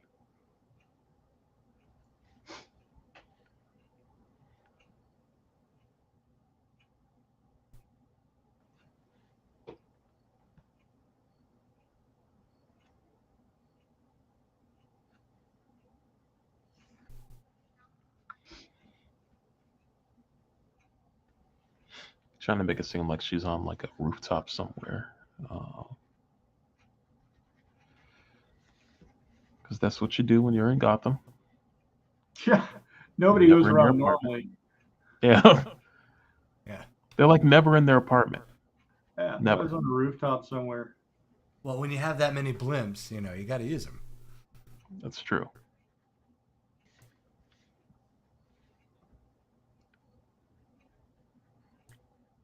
I'd be terrified to live in that city. I'd be like, you guys let like psycho clowns just escape whenever they feel like it.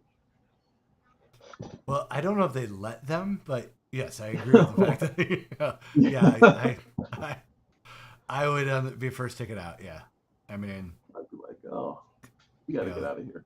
You got Zombie Hulk running around. I mean, fuck, the first time I see Killer Croc, nope, I wouldn't even sell my joint. I'd just be gone. Anybody can have it. Yeah. Just put the deed, right on the, tape it to the window as you leave. Yes.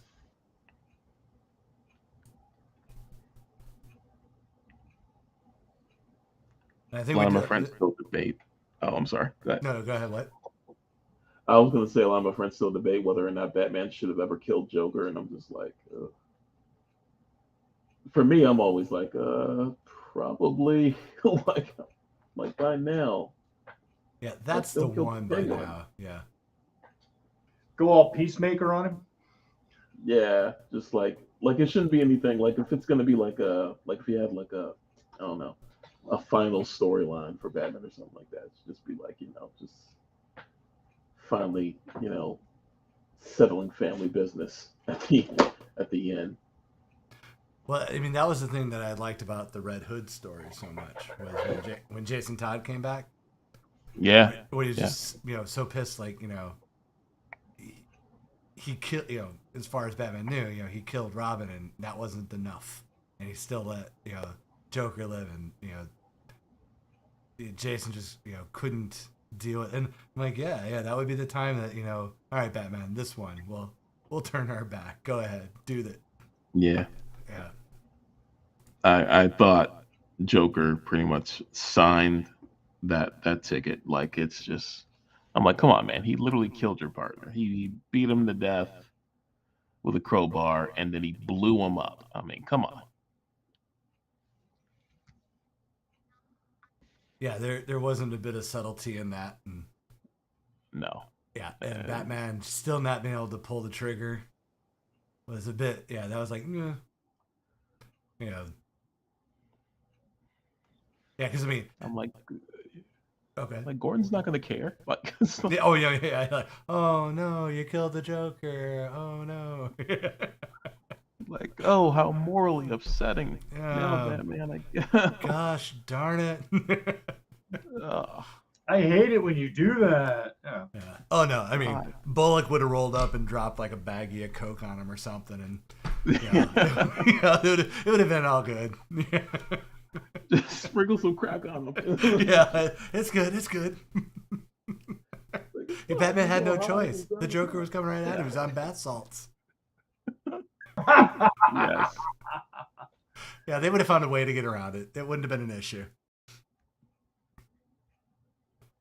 But like we talked about it before, like in living in Gotham, like the worst thing that could ever happen to you is like being invited to a child's birthday party.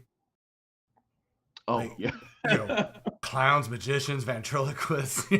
There's gonna be somebody showing up that's gonna turn that shit wild real quick. No, thank you. Yeah. Yeah. I mean, with all that going on, they continue to hire them. I know. Like, Imagine- I'm like, why do you keep doing this?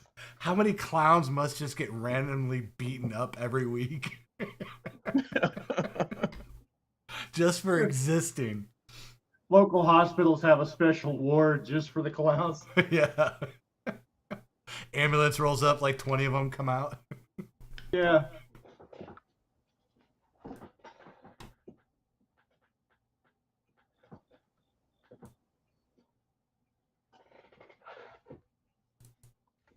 Yeah.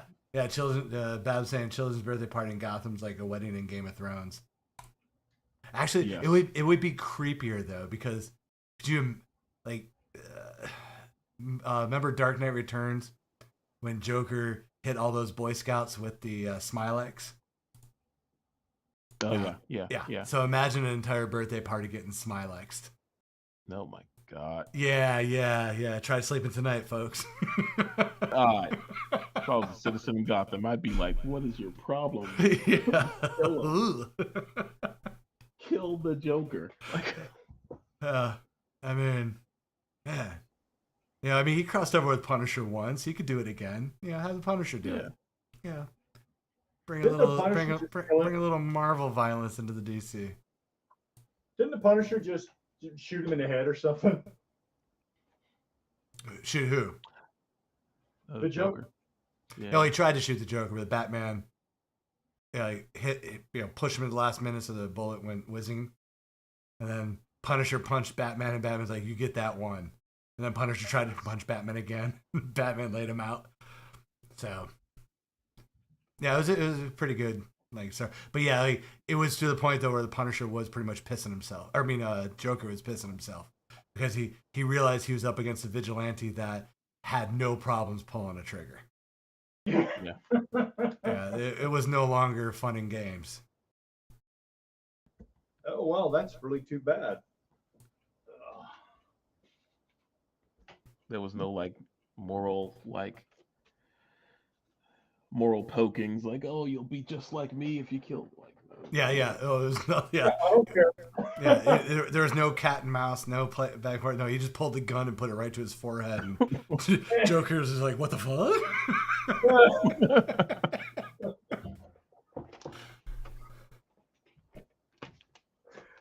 Imagine the writer like, "Here's how we're gonna handle this." That had to be one of the best writer stories on that one. Could you imagine getting to handle that one? Yeah. Just having Joker go up against somebody like the Punisher. Oh, That's a one-page story. You know, Well, I mean, I the I moment would where you see the Joker's face in the crosshairs, and then the splatter. That would be it. Well, I know you got to get to the point of why the Punisher would be after him first. But yes, once it came down to it, and he tracked down the Joker. Yeah, there was no fucking around on it. It's actually a solid read if you can find the book. It was probably one of my favorite of the crossover stories. So, Barry's loving the reflection of beats, the owl bear. I got one more. I can screw it up. So Yeah, that's hold right. on. I always wanted to draw the Punisher in the old outfit, sort of with the white gloves and the white boots and stuff like that. Yeah, that new outfit sucks ass. Yeah. Well, I think they actually didn't they pull back from that already with the stupid ninja skull thingy or whatever. Yeah, they made him some he works with the hand now and stuff. And... Well, I thought they pulled that back already, because they got so much heat from the fans, because it was so dumb. It was so dumb. Oh, I mean, maybe the book got canceled. Bro, that's probably what it was then. Yeah. But yes, I saw that look. I'm like, oh. And why would he ever work with the hand? He would be killing the hand. I mean, he would ultimately, and that's kind of the problem. The problem is they made that change without a lot of people, without really realizing that a lot of people would be like, no, he would never go for this. But apparently the story was they had found a way to resurrect his wife. Oh, come on. But not his kids. Well, yeah, he's got to earn the family back, Cheap Yeah, I bastard. guess so. And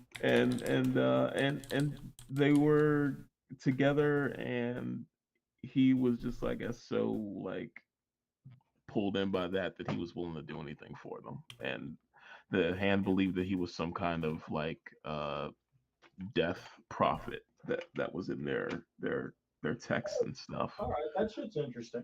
So the League Yeah, of that was Shadows, interesting. They just should have actually just, don't make him a ninja. He doesn't.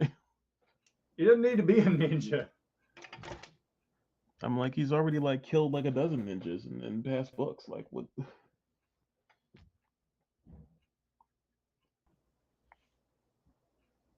Speaking of ninja, quit bothering me, cat. Oh, let's see the kitty. Hold on, let me move the art. You can't announce that you have a cat in the room and not show the cat. Come here, ninja. This is ninja. It's probably blurry. No, he's there. Aw, he looks so much like Pepper. Gee, Sorry, yeah. here's her bad haircut. Her Hey, hair ninja. is so long and so thick and so fine, it just mats like crazy. Yeah. So we She's just got part Pepper, Mancoon, and right? I don't know what she is. Maybe she looks so much like Sergeant Pepper. I assume that she's part Mancoon.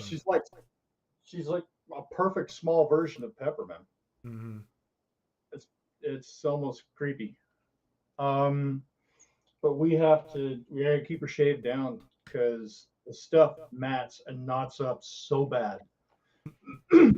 Well, And Ninja's it's got the really- best reaction on the chat so far, so we'll just say that. Everyone's Well- like, kitty, kitty, heart, heart, heart, kitty. And it's funny because she was full of mats. I'd let her go too long. Lynn and I had to hold her down and buzz her. And she did the struggle. I don't like this, but while we were doing it, she was purring. Mm-hmm. Push your art up, Karl. So apparently we were doing something she liked. So, all right. I got to take a second here, find some tracing paper. Well, you can get the owl to be the same. Owl bear to be the same. It might be a good idea for the owl to be the same. So, be a moment of inactivity while I rummage around.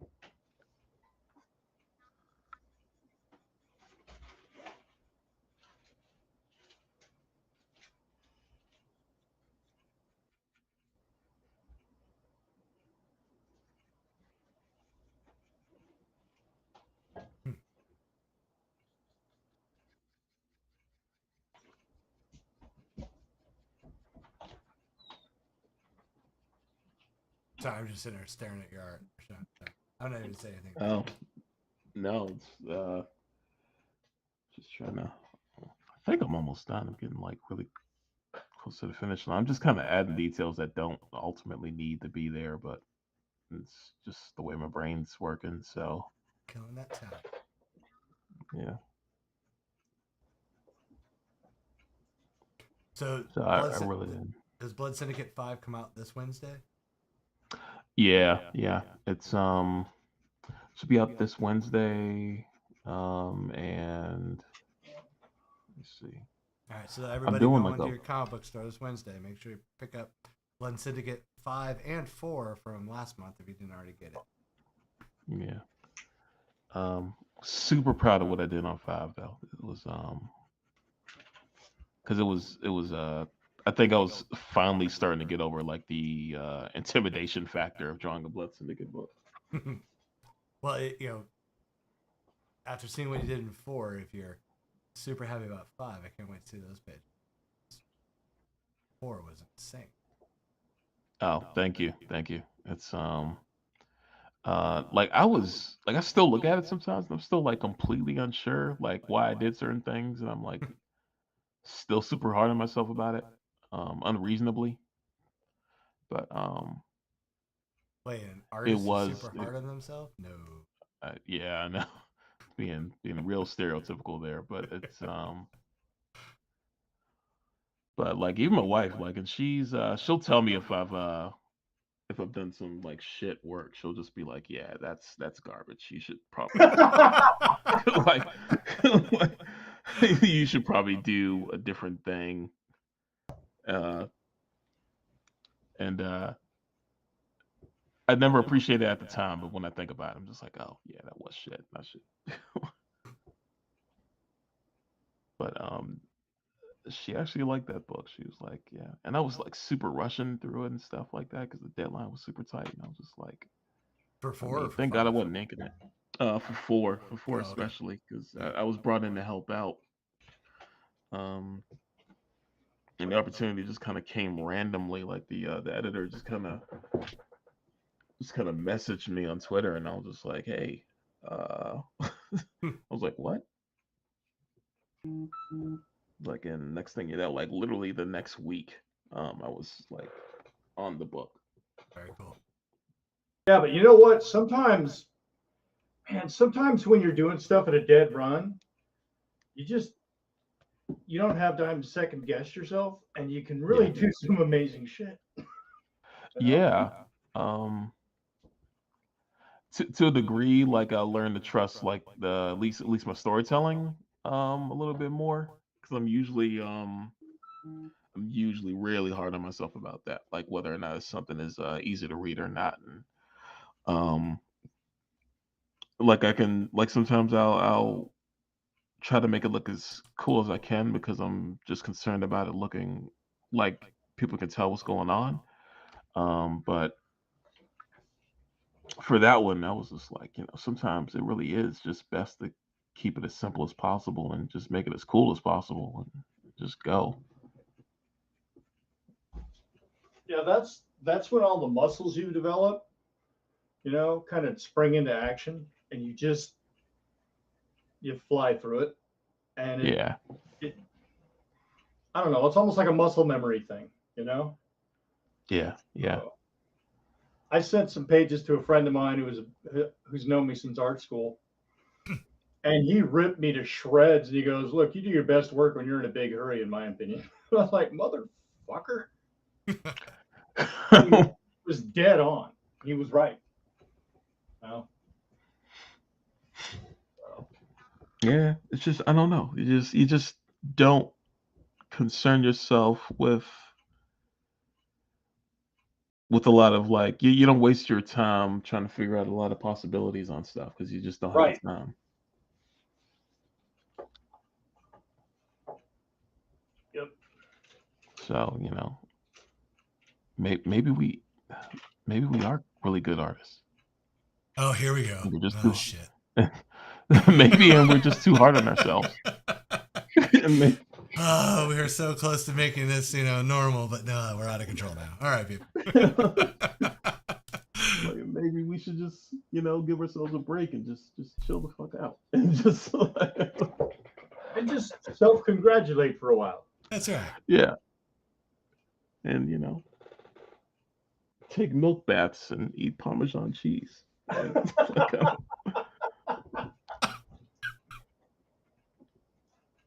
I'm assuming those are two separate events.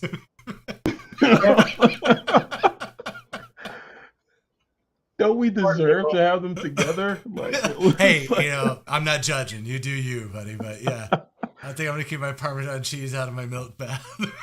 that's right.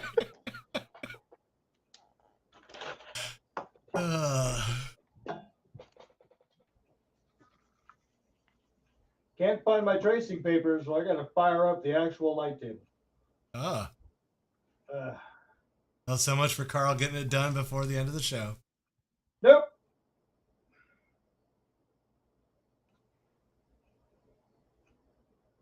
Nope. Nope. Nope. Trying to figure out what Sean's doing. Oh, I gotta draw these blimps in the background. There are blimps. See, I was hoping there were blimps, Yeah. but I didn't want to. Nice. It's not even Gotham unless there are blimps. I Like, know. Yeah, I mean, Bruce Timm has ruined it for all of us. There must be Yeah. blimps now. It's like I can't even accept it now. Not without the blimps.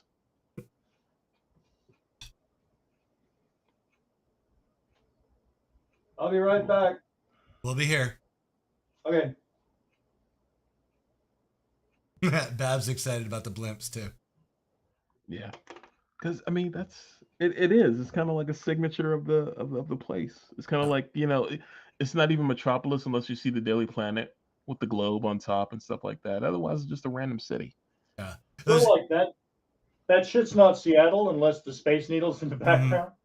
Yeah. Well, it's like, since shit, I just forgot his name now. The Batman '89 director, Oh, Tim Burton. Tim Burton. Yeah. Oh, I was getting Bruce Timm stuck in my head. I couldn't get Tim Burton out. Like, he brought in that weird, we're in the present day, but still sporting around with 60s styles vehicles. And then, Yeah. Tim and Dini adopted that as well, and then took it to another level with the blimps. And so we're like, because there's actually an episode, the Clayface episode, the first Clayface, that they give a date, a hard date. That's 1992 in that show. Oh, yeah. And I'm like, what part of this says 1992? I mean, other than the big shoulder pads in Montoya and Bullock's jackets. I mean, like, everything else screams 50s between the vehicles and the radios and blimps. yeah, straight up noir. Yeah, but still kind of, like I said, with, Burton kind of mixed it, present day and, 50s. It's just mashup.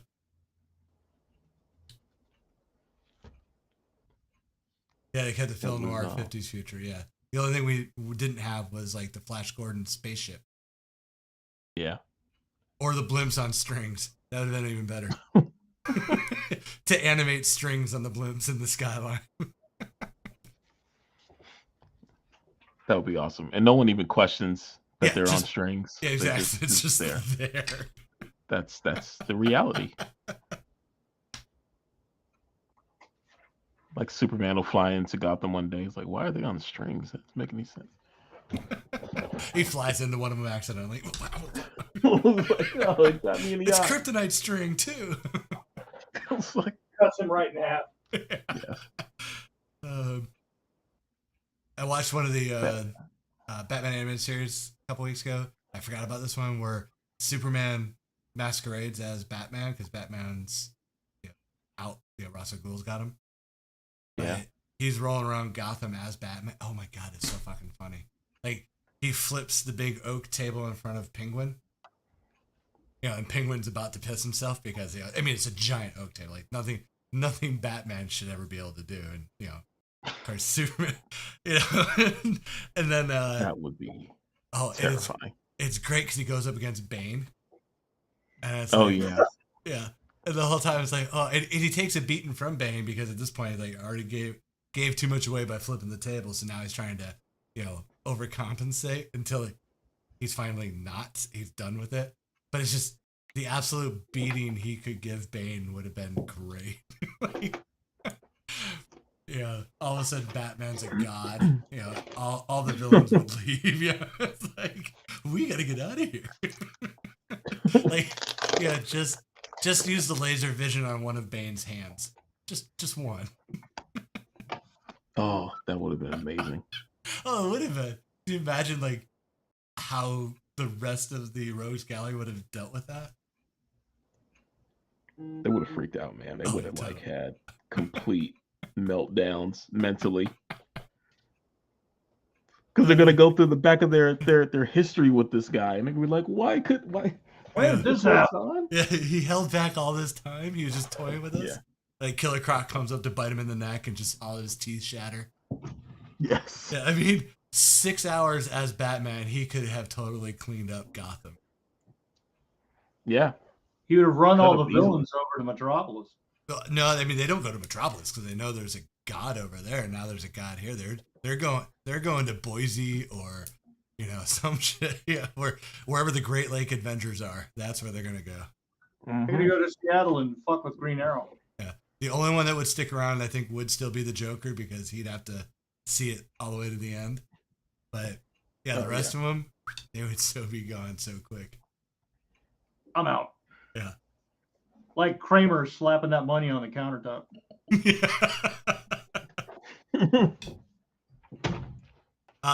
Babs asked, would Superman kill Joker? Well, he did in Dark Justice, is it? when the Joker, when Joker killed Injustice. Injustice. That's it. Yeah. When Joker killed Lois. Well, actually had Superman kill Also, Lois. Who killed? No, it was Magog that killed him in Kingdom Come. I was thinking it was Superman, but it wasn't. Yeah. Thomas. Yeah, he punched right through the Joker's chest because you get that great shot of Batman just with that look of shocked horror on his face that Superman just punched through him. And what's Batman gonna do to him? He's Superman.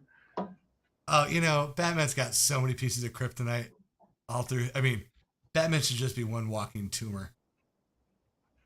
He's got so much. He's got so much kryptonite on him. Oh, you're talking about the Superman as Batman? No, I don't think he would actually. He'd come back and let Batman deal with Joker. I don't think, because Superman's not going to kill any of them. He's just going to let them. Because when Bane punches Batman, Superman, and shatters his hand, that's just what it's going to be. It's just, give Superman as Batman 6 hours in Gotham.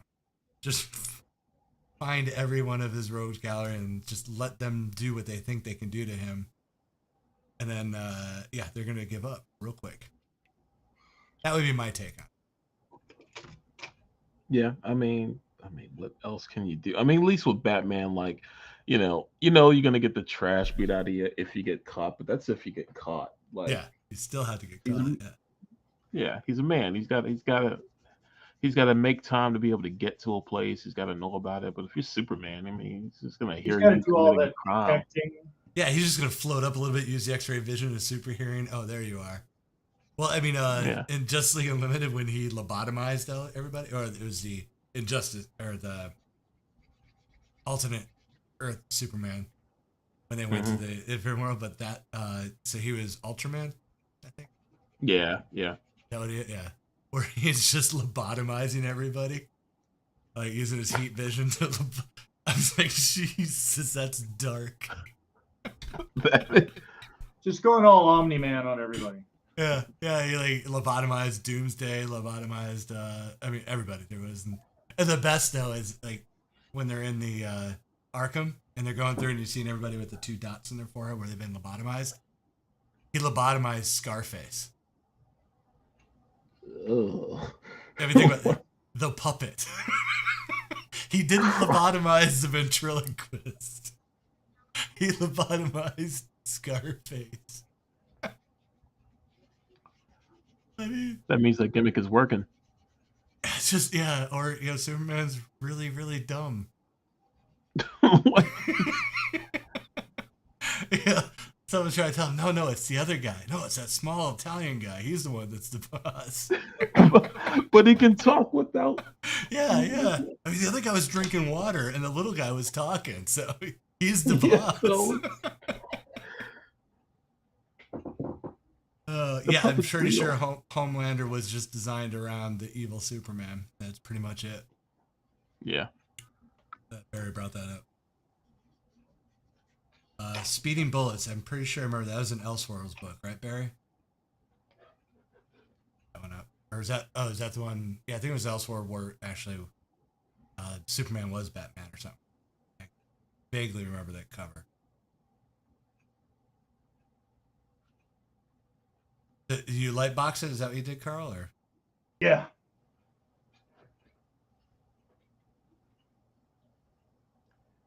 Sir, yes, Jeez. sir. It's all brush.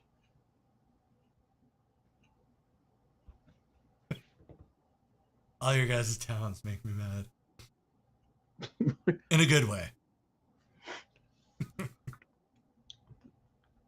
Damn our eyes. Mm-hmm. And your hands. Stupid hands. Always I making know. stuff.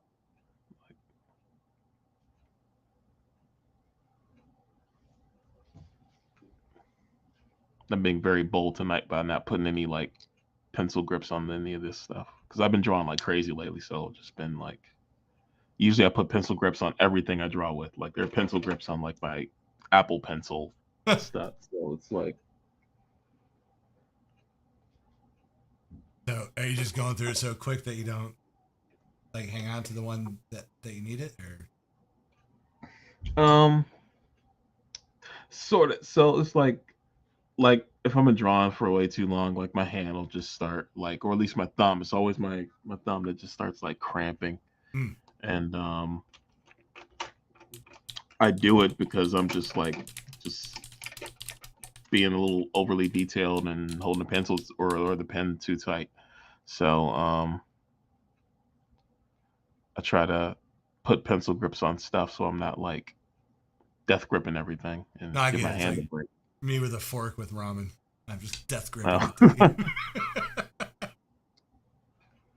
I hit a point where I would get this pain across the tendons, across the back of my thumb. Ow. And it's because I was like this all the time. So I just finally changed my grip to where it's like I'm using a pencil. It took a little while to get used to, but it's really saved a lot of irritation. Because there were times when I'd be trying to do a deadline, and I'd have to go in the bathroom and pour hot water in the sink and flex my hand, and then put Yikes. ice on it and go back and forth. So wow. that's why I've got this kind of pencil grip to it now. Got the Kirby cramp. Oh man. I think Yeah, that's Steph, too bad. Yeah. you may not believe it, but there have been times when I've actually been working so hard that's happened. So I don't believe it. yeah, well, Yeah. The first part of that sentence becomes very hard to believe. all right, well, be that way. It's okay. I believe you. I'm all sad now. Let's see.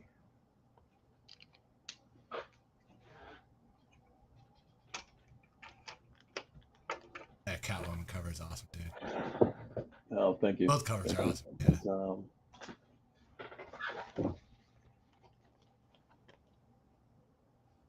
can't remember if I still have a white gel pen anywhere. Oh.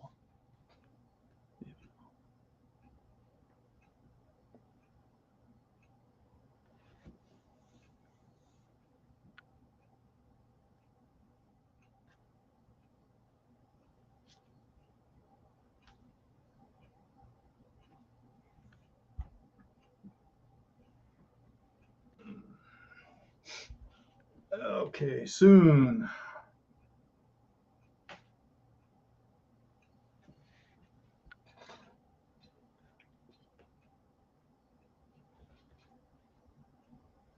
A little bit of the Michelle Pfeiffer stitching. A little bit, yeah. Mostly because I wasn't quite sure which costume I was giving her. Mm-hmm. So now I'm just kind of making a little amalgamation of that and I guess her traditional one. Very cool.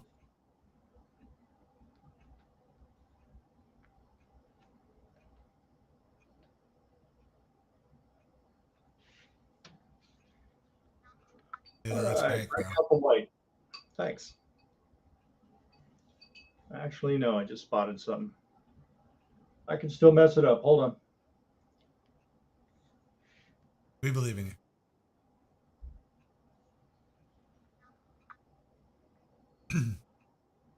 Oh, hey, Nathan's back. Hey, Nathan. He's loving both the covers too.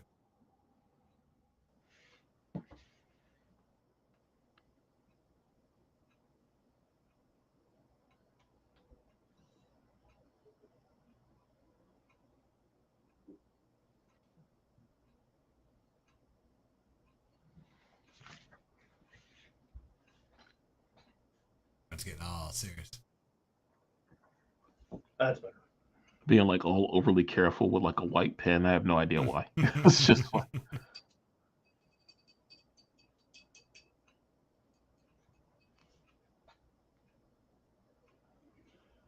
All right. All right, is that a wrap on yours, Karl? Almost. Oh, okay. Give me a second here.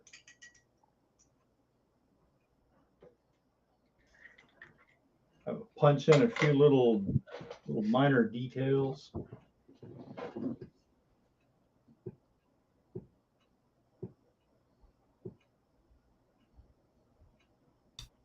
This pen's working actually pretty good. This is usually my crappy one.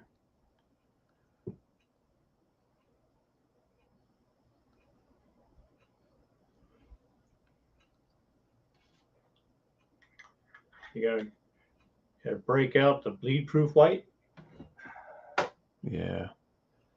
in the back of the shot glass.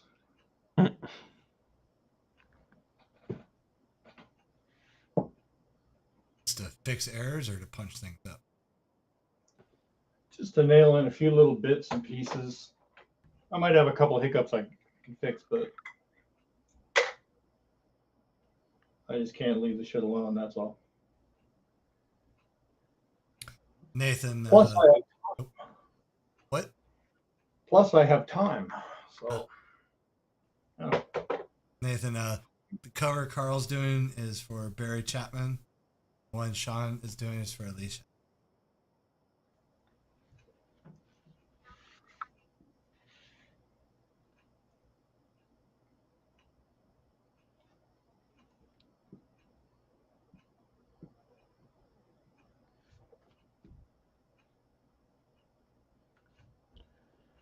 Hmm.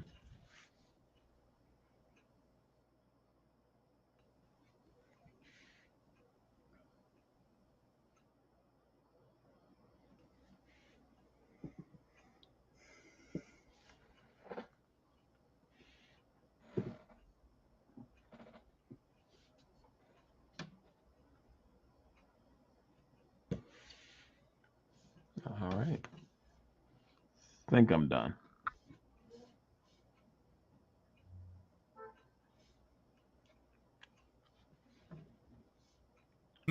Sure. Think so. Should probably put my name somewhere, right? Yeah. But Usually, that's how that shit sometimes works. Yeah. It was like, who did this? This is amazing.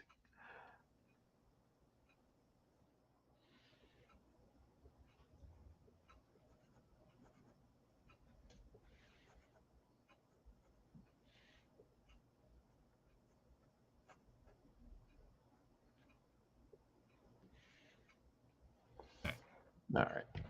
all right, Alicia, your cover is done. We'll get that out to you. Mm. Thank you, Alicia. Oh. We have 1 more minute. We want to believe. Get this to look a little bit more like glass.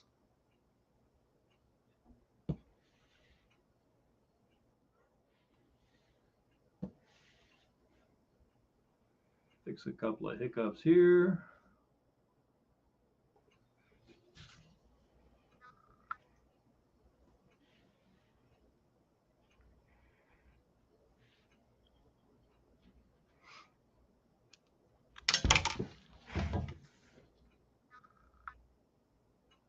Okay.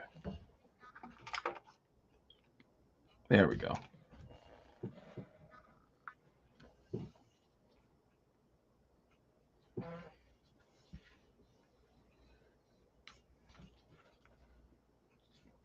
You bring it down just a little bit.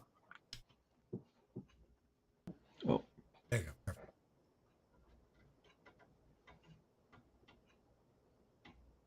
All right, I'm not sure if Alicia's still here or not, but Alicia, this is your cover.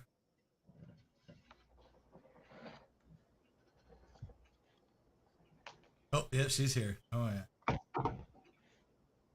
So she's had a long, rough week, and this is the most wonderful thing that could have happened tonight. Thank you so much, Sean. Truly beautiful and a meaningful piece. Absolutely welcome. You're absolutely welcome. Glad I could be a bright spot in a very rough week.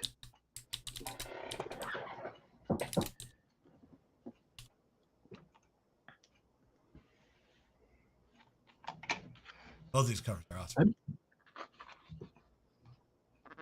Sorry, you were going to say something, Sean? I interrupted. I was gonna say I was gonna look in the book. Like I was looking at it the other day.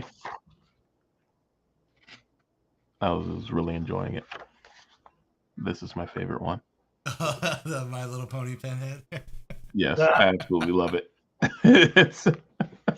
He looks terrifying.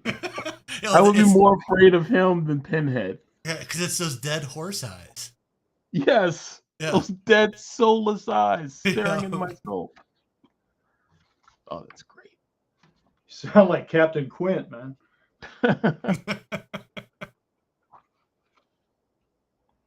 I've never drawn Beta Ray Bill before. Like, He's a I always favorite wanted character. to. I got that. I actually have that book, so that one Mike did.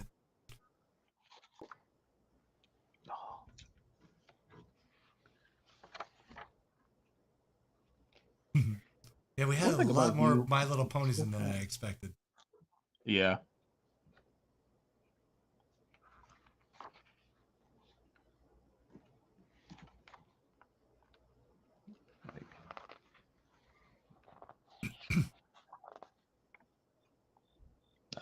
There you are, Karl. I love the Iron Man. Hmm. Whoops. This is amazing.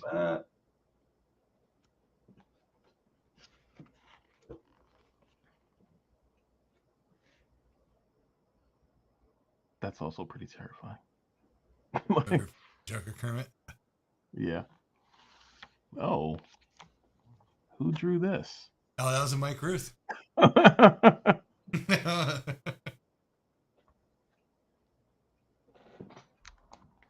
Yeah, it was a monster piece he did on our Swamp Thing night. Oh yeah, that's big enough to do I'll do the centerfold now. Yeah, Oh, that's that's it's amazing. Kermit with teeth. That's what makes that one just so. Wrong. Yeah, but the Joker. That's one of my favorites, the Beaker Punisher. You can hear Yeah, this. it's the I love it's the vibration lines that kill it for me. Yes. Mike. Thing is that this is also like more terrifying than the actual Punisher. Like if this guy walked in to a room if I was committing a crime, oh my god.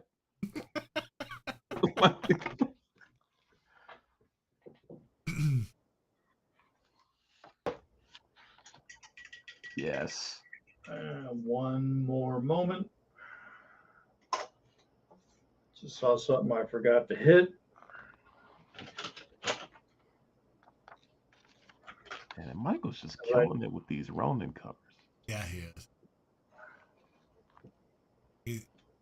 The fact that IDW has not picked him up to do a TMNT book or a Ronin book, Yeah. you're not paying attention. No. Hopefully, No, they're not. yeah, I'm hoping when he meets him this weekend at Granite City, yeah, gets Eastman. Yeah. Oh, Mr. Gaunt. I never. Yeah, Robin requested that one on a coaster night. Ooh. Did a good I job used on to that one. think- Yeah, I used to think Mr. Gaunt was like the creepiest bastard in Mhm. comics. I was like, this, you know, Blue Falcon. That's like coaster nights, man. We get some deep cuts on what, because we got a couple people that do Looney Tunes ones. There's one that does Hanna-Barbera, so they got like an Yeah. entire collection. I think it's Troy and his wife are doing the Hanna-Barbera, so they got like Herculoids. I'm calling it. It's done. That's a good.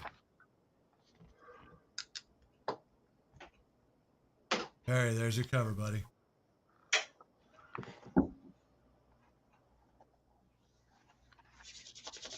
That is gorgeous, Karl. Thanks. Look at that. 9 minutes to scare. That's one of the best ones right there. And the color version of that is awesome. Wesley did an awesome job coloring Beaker Jedi. Yeah. We did the t-shirts. Yep. Alicia did t-shirts. Yes. This is so good. Hey, I'll have to jump in on a coaster night again.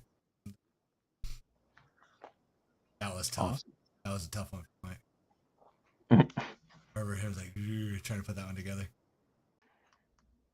This is young Ozzy, so you gotta get the eyeliner right. Otherwise, Yeah.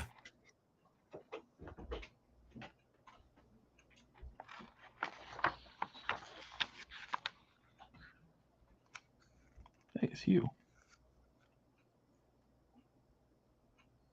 Actually, I need to look to see what that's part of the Kurt Russell collection. I'm like,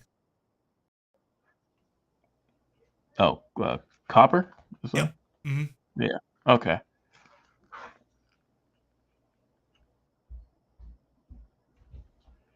Here we go.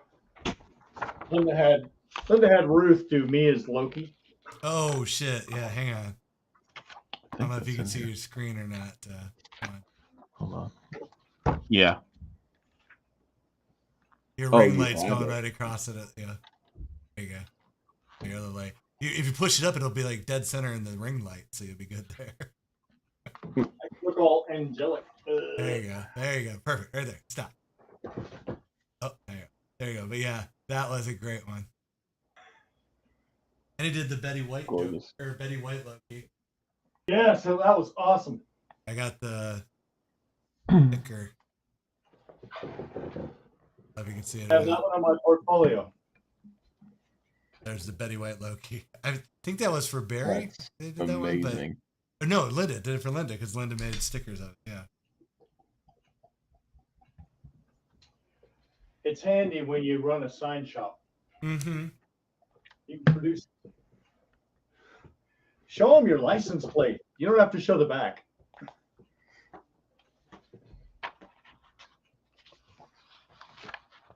I gotta get a truck worthy of it. Pork Chop Express. Oh, I love this. I'm going to stick this comic immediately back in the bag. Because the chance that it's going to get messed up. There we Yeah, go. we need to have you on more often so we can get more pages at the end of the book. Yeah.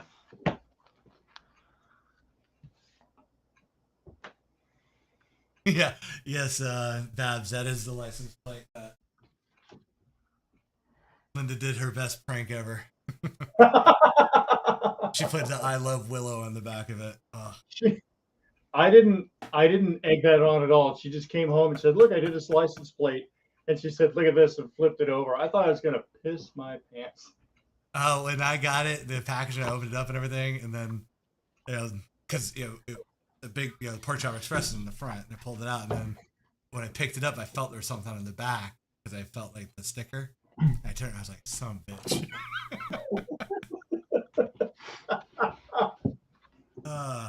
And the Catwoman kicks ass. Thank you. Thank you. I Turned out haven't pretty been well. commenting because the screen that shows me what's going on is behind me. I have a less optimal setup, so I can't see what's happening. My setup is a little like the computer I'm actually that my camera's connected to is like 7 feet away from me. So I usually have to like look on my phone and see if what's going on. Well, gentlemen, these are great covers. Both Barry and Alicia seem very happy. Everybody, remember, we will have the art auction up on Things Are Getting Sketchy Facebook page tomorrow. Be the original Luke Cage page that Sean did. Mm-hmm. Sean, you want to show that again real quick? Oh We yeah. got some new people here. And Karl, I want to get your.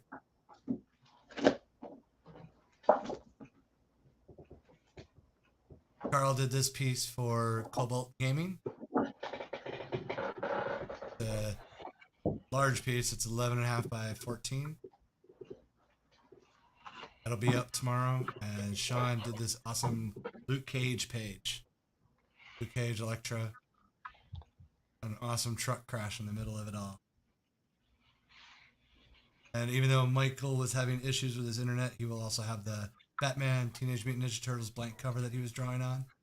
I'll have all 3 of those up for auction tomorrow. 48-hour auction. Standard tags auction.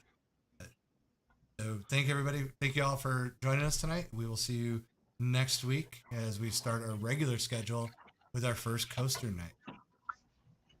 Everybody have a great evening and take care.